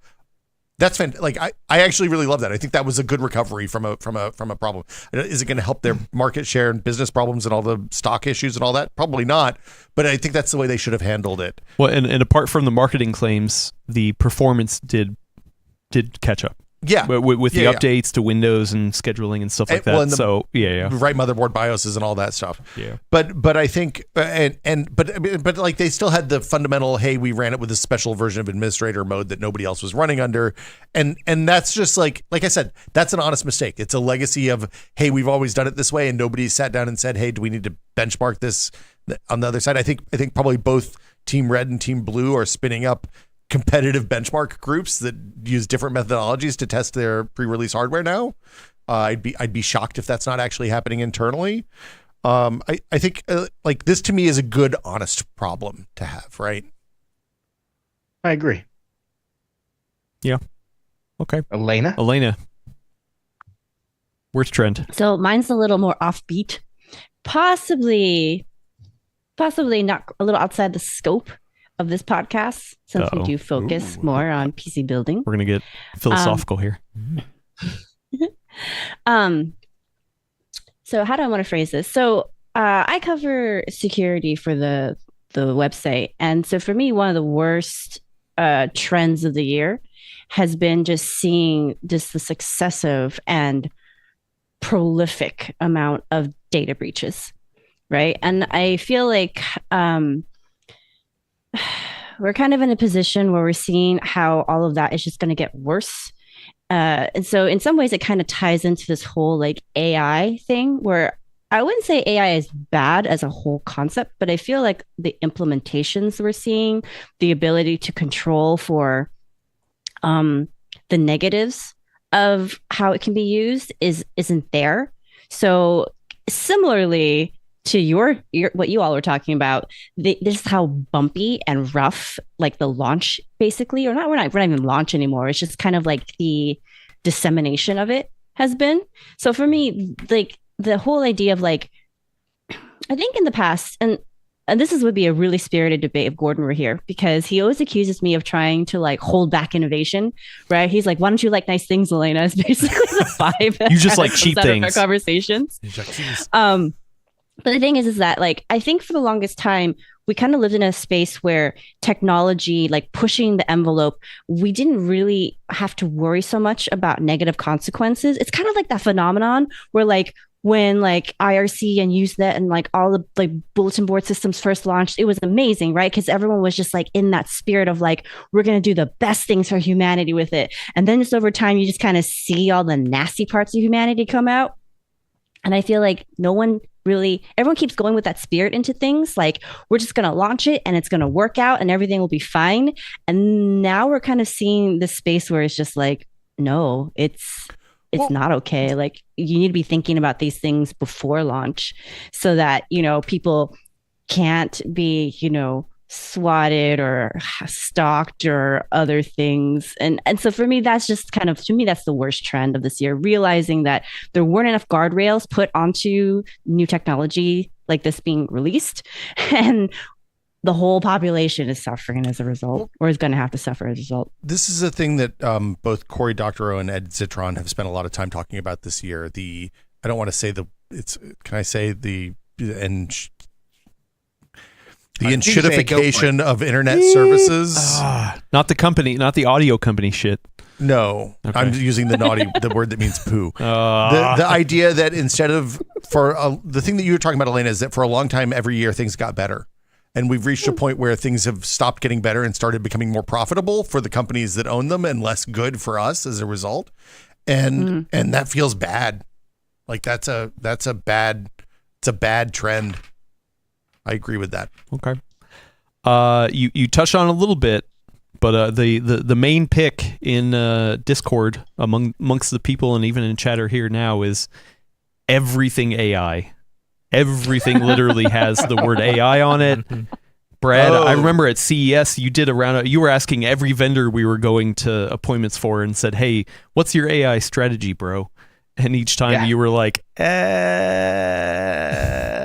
we're still sitting here at the end of the year being like, what is the AI strategy? Is it good for the average person? There are good uses for AI. Transcription's much better now than it was a year ago, 2 years ago. Yeah, that's it. That's the only one I got.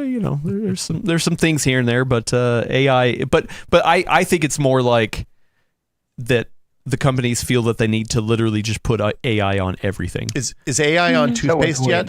Yeah, I'm sorry. I'm not gonna. I don't mean to call out, but the MSI Claw 8 AI Plus, and I'm like, do you really need to put AI in the name of your handheld, MSI? And it's not a knock against it. Maybe it's a good handheld. I have not had a chance to try it out, but it's like they literally put AI on everything, and it doesn't need to be there. It doesn't. Yeah, I don't see any AI toothpaste, but Oral-B will give you the power of AI with the Genius X electric toothbrush. The other one, the vibrating one. What is that? That one, they have a one that you get at your doctor. Your dentist can give you one that's programmed for the places that you're bad at brushing in your mouth. Apple Intelligence. I turned on Apple Intelligence and you love it. I get real bangers. Like it summarizes my notifications. Shared Discord invite, reactions to messages, invited to a game night.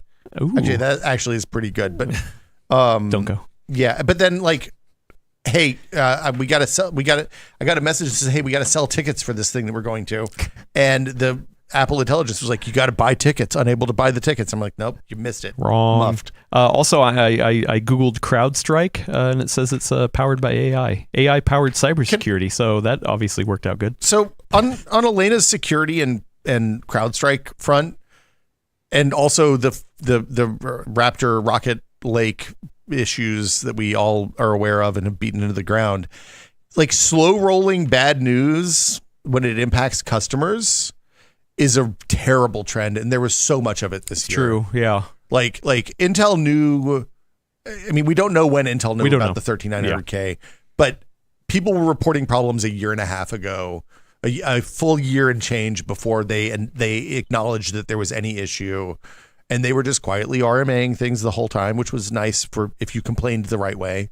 But I'm sure a lot of people didn't complain the right way and didn't get their RMAs and had terrible experiences as a result. And that's a terrible trend. I hate it. CrowdStrike did this. I mean, CrowdStrike, look, I guess CrowdStrike's a lot more immediate. CrowdStrike's trend was pushing code on Friday, which everybody knows you're not supposed to do. But, whatever. It's fine. It's something I would do. It's fine. Yeah. Just forget.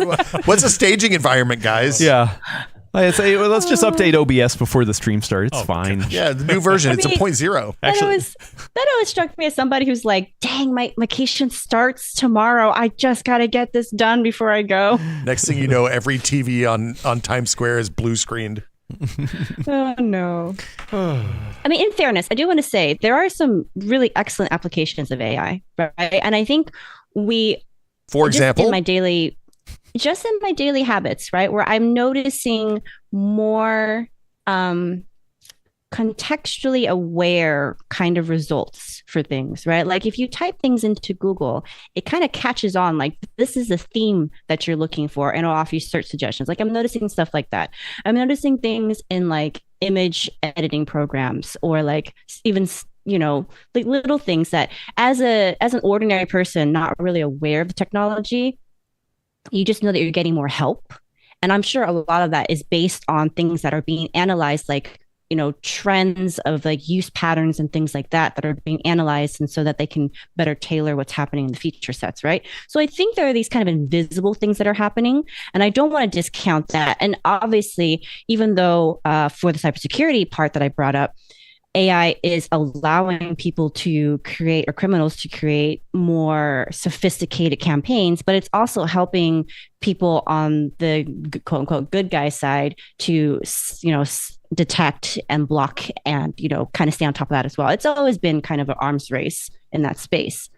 It's just that for us ordinary people, it kind of makes the bad stuff worse and more urgent to take care of immediately, because it's not like in the old days, quote unquote, where you get an email, you're like, I am from a country that you have never spoken to anybody from, and I desperately need your help.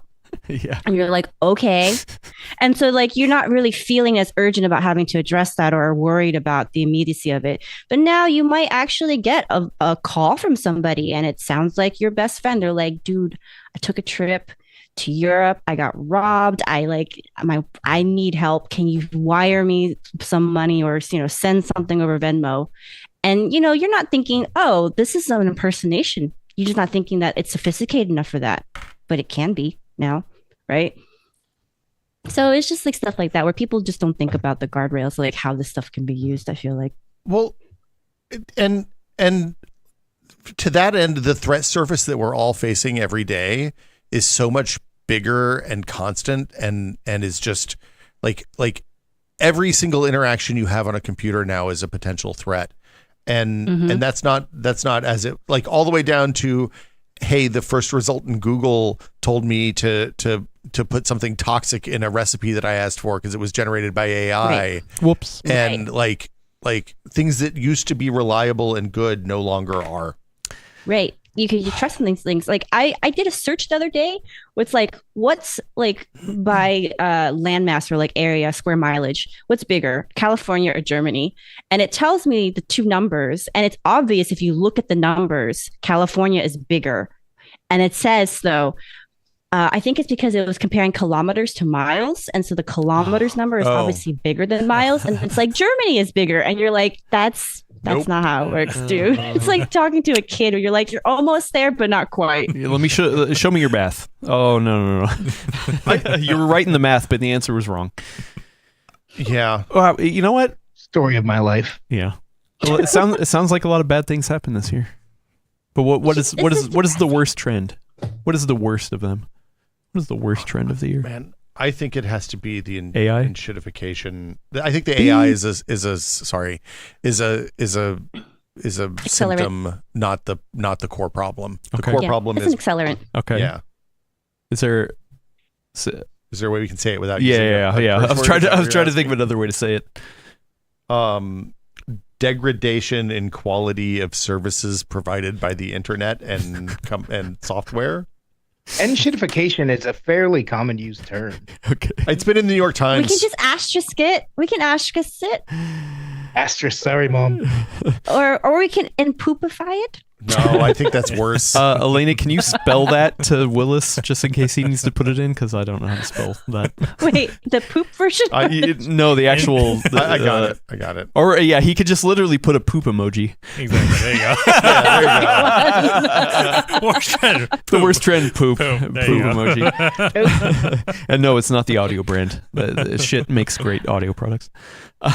I'm glad we talked this out because I genuinely think that's the worst trend as well, and it's coming from all directions, all angles, everywhere, all the time these days. Mm. I always thought that was Everything is just getting worse. Is this a trend though, or has this been happening for years? We're in the death cycle part of it. I think we're going to be in the death cycle part of it for the remainder of our lives. Is the bad thing? Yeah, it's that's worse every year. Oh, great. What? Oh, sweet. Skibbity toilet is coming to Fortnite. Oh, there you go. Skibbity toilet instead of Oh, vacation. that is. Hey, that's the best trend is Gen Alpha slang. I would say we need to go back. Oh boy. It's funny. Also, legitimate question from Arcane in the chat: is this PC hardware related? I think It doesn't always have to be. Just to be clear, so and also I think PC hardware does play into this, though. I think if you look at technology. Yeah, and if you look at the stuff that ships on every one of these Copilot Plus AI laptops, there's definitely some there's poop emojis in there in terms of software.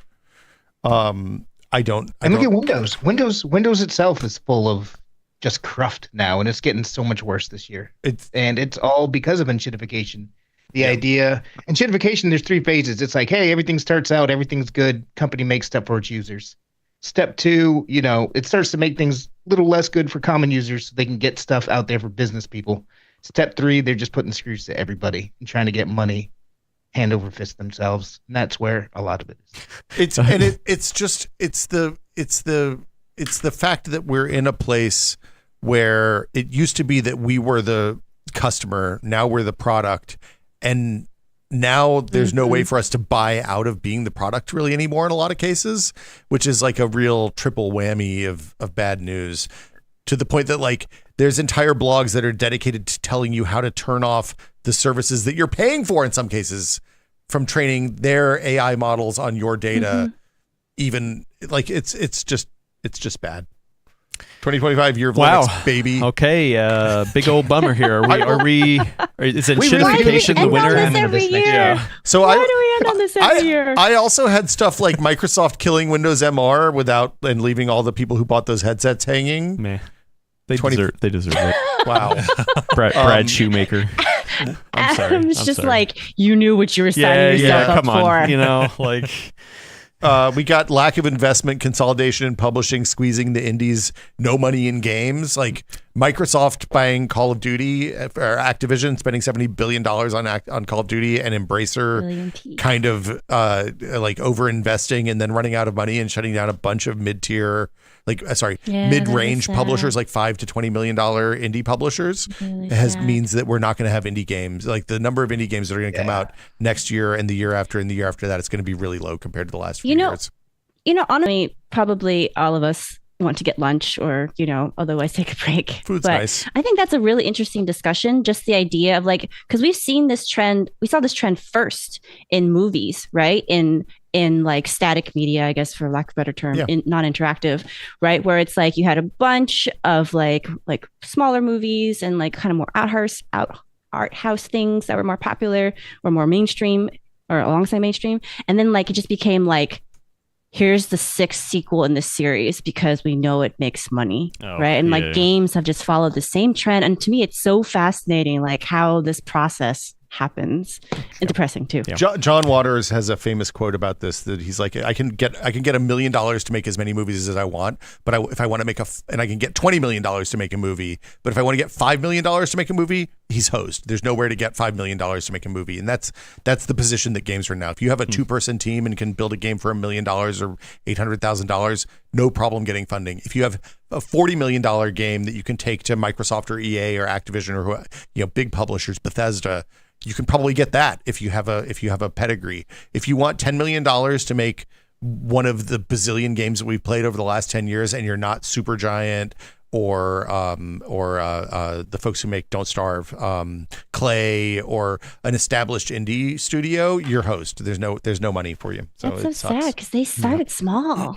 all of these, the squeezing the middle. It's so sad. Yeah. We killed the B Willis. games, then we killed the indies that replaced the B games, and now who knows what's going to come next? Great. Willis, it looks like we had a hiccup. Are we good? Yeah, we're good now. We're back. Also, who's back is VC Jester. Hello. It's been a while. Good to see you, VC Jester. What's going on? Hello. You came in just for the end when we're talking about poop. The best place to be. You missed all the other trolling earlier in the episode. So rather than continue to drag down this conversation with sad thoughts, let's just call that So we're going to award here on the Full Nerd the worst trend of 2024, brought to you by the Outrage Pony, is the enshittification of everything, which encapsulates a lot of things: technology, PC hardware launches, security. Did you know you can buy a car now and subscribe to an upgrade for your car? Nothing in shittification-ier than yes. Somebody had a comic that they shared on one of my social media platforms that I'm on, and it was like just a single panel, and it was somebody with a toilet, and they handed them like a remote, and they're like, "You just press this to flush." Actually, I would kind of like that. That sounds nice. Yeah. No, can you imagine? They're going to make that a subscription model. Every time you want to flush, you gotta pay. If you want the music and the like the fancy lights, you got to pay money. The bidet, yeah. I kinda like that. You want the warm water bidet? That's $5 a month. Cold water bidet, and you can't do that. You got to do that on the remote. Heated seat though, that stuff's pretty nice. Heated seat's pretty good. No, I hate heated seats actually, because every time I sit down on a heated seat, I'm like, who sat down before me on this? Like, I love a pre-warm. This is a point of contention. I don't know if it's like I don't know if it's like a gender thing or what, but I had some very severe conversations with a friend of mine who, when we went to Japan together, he was like, "What is this nonsense?" And I'm like, "Oh, it's so nice not to have to be so cold when I sit down in the middle of the night." I don't like it. Yeah. I'm all about it. Yeah, this is why Adam refused to come to my place, because I have a bidet, an electric bidet, so it does have a seat warmer and everything. Yeah, but yours flickers the lights. Your sagging power, your toilet is sagging power in the whole apartment. Bring that later. Willis, that's a fire hazard, man. Anyway, I'm going to go over the winners here. Before I do that, buy me some time real quick. Okay. I'm just like, I've never had a heated toilet seat. It seems like a real novel. Oh. There we go. I thought you were going to the bathroom or something. I thought you might be too. Like I just imagine if you live in Minnesota or Canada or someplace, like you could conceptually get stuck to the toilet seat if it's too cold. So it seems like a real problem. I'm 100% on board. I don't know if you would find heated toilet seats inside of outhouses though. Well, I mean, I guess that's true. I guess your house is going to be 65, 70 at worst. Yeah. One thing I did learn by visiting the Midwest is that they take their insulation very seriously. They're much not better. Like California. Yeah, they're much better at it than we are. We're terrible at it. Yeah, horrible, it's so horrible bad out here. You know what we're good at though. Making decisions. That is making decisions and awarding winners. I thought once again that it was going to be real quick. Oh man, can we even get an hour out of today's episode? But no, we're sitting here at 2 hours. So hold on. Did you not grab the 14900 KS? What the hell? No, sorry. Yeah. So I'm going to quickly go over the winners. Willis, if you could bring the slide back up. Okay. The winners of the 2024 Full Nerd Awards, Nerdies. I tried to make that stick. It didn't work. This best CPU of 2024 is once again the AMD Ryzen 7 9800X3D. Yay! Woo! I like it. The winner of the best GPU is the Intel Arc B580. Yay! The winner of the best accessory is the Elgato Stream Deck platform. Yay! It has knobs. The best trend of 2024 was competition. Yay! We got more competition in space. And the worst trend of 2024, aka Outrage of the Year, brought to you by the Outrage Pony, was the enshittification of everything. And we did it. We did it. That was another year. Vote for this a previous year? I feel like we have voted for the enshittification. Probably. Probably, yeah. So not really a trend. It's just it could be here to stay. It's getting worse every year. Yeah. So we did it. We did it. Good job, team. I feel like we really made some art today. Yeah, we made some art. But before we go, I do want to say we're going to make more art in 2 days' time. We're going to come back for the final episode that we have every year, which is the prediction episode, where we take the predictions that we made last year and see if we got them right or wrong. And if we got them wrong, we have to punish ourselves. I have some good punishments lined up. I'm going to say I'm feeling pretty good about my chances here. Yeah. I think I really nailed it last year. Yeah. This guy doesn't have to do anything. Look at that. I'm just batting 1,000 as far as I can tell. Yeah, so that's going to be on Thursday. And then we're going to make new predictions. We do have to debate, though. I don't know if we want to do it now or maybe offline, but we need to debate which order we want to put them in. There's some people saying we should do the results afterward, so that we don't, because some debate offline. We'll debate offline. Anyway, offline conversation. and no data, so I'm not going to eat this old gum. It was not good when it was fresh. Okay, hold on. We're not trying to kill anybody on this show or send them to the hospital. We just want them to suffer just a little bit. Yeah, we're a lot of bit. Anyway, let's get out of here. Check back in 2 days, Thursday. Day after tomorrow. Yeah. Check back the next day after tomorrow for your fix of PC Talk here on The Full Nerd. To subscribe to us or to listen on the go, subscribe to us over on Apple Podcast, Spotify, YouTube Music, Deezer, anywhere you can point your RSS. I keep forgetting to look up. Will smile when you said Deezer. I know. Funny every time. I know. I need to take that off. Please, if you're over there, rate, review us. Leave us a comment. Give us 5 stars if you think that we're worth it, because I think we're worth it. Every time you do, Will comes up with a nice summated summary or a nice summary of something we just talked about. I'll do 15th century English history. How's that? Oh, great. Ooh. Okay. Well, that's good because we're actually off next week and for the rest of the year after Thursday. So I want to thank Brad Charkis for coming and debating hotly. Hey, yeah, no problem. We don't cuss on this podcast very much, so I'm just going to say in shitification one final time while I can. Yeah, shit audio. Shit audio, good brand. Thank you to Elena E for keeping things civil for the most part. I try. Speaking of civility, real quick, we did get a question in the comments about if we have Outrage Pony merch. We do. So if you want, hit us up on our CrowdMade store. We have several options for you if you want to represent the Outrage Pony. True. There you go. Calvary. And hopefully a new merch vendor next year. So Cool. Yeah, and thank you, Will, for being here. Always a pleasure to I be appreciate here. it. It's nice to see you, Adam, Yeah. as always. Yeah. And I enjoyed our conversations today, You- Elena and Brad and Adam as well. You have not enshittified this podcast. Thank you, man. Yeah. That's the nicest thing you said to me today. And thank you to all your fine folks over there. Remember, 2 days time, Thursday, 11 a.m. Pacific, will be the final episode of the year. Willis Lai, thank you so much. Take us out of here. All right, thank you, Adam. I forgot to say, for actually best trend, I didn't get my vote, but actually, you guys, all of us on the crew, best trend. People here on Full Nerd listening to us and watching us, you guys are the best trend of 2024. Love it. Thank you all so much. We will see you in just 2 days. All right, see you later. Bye. Bye. Gear predictions and now.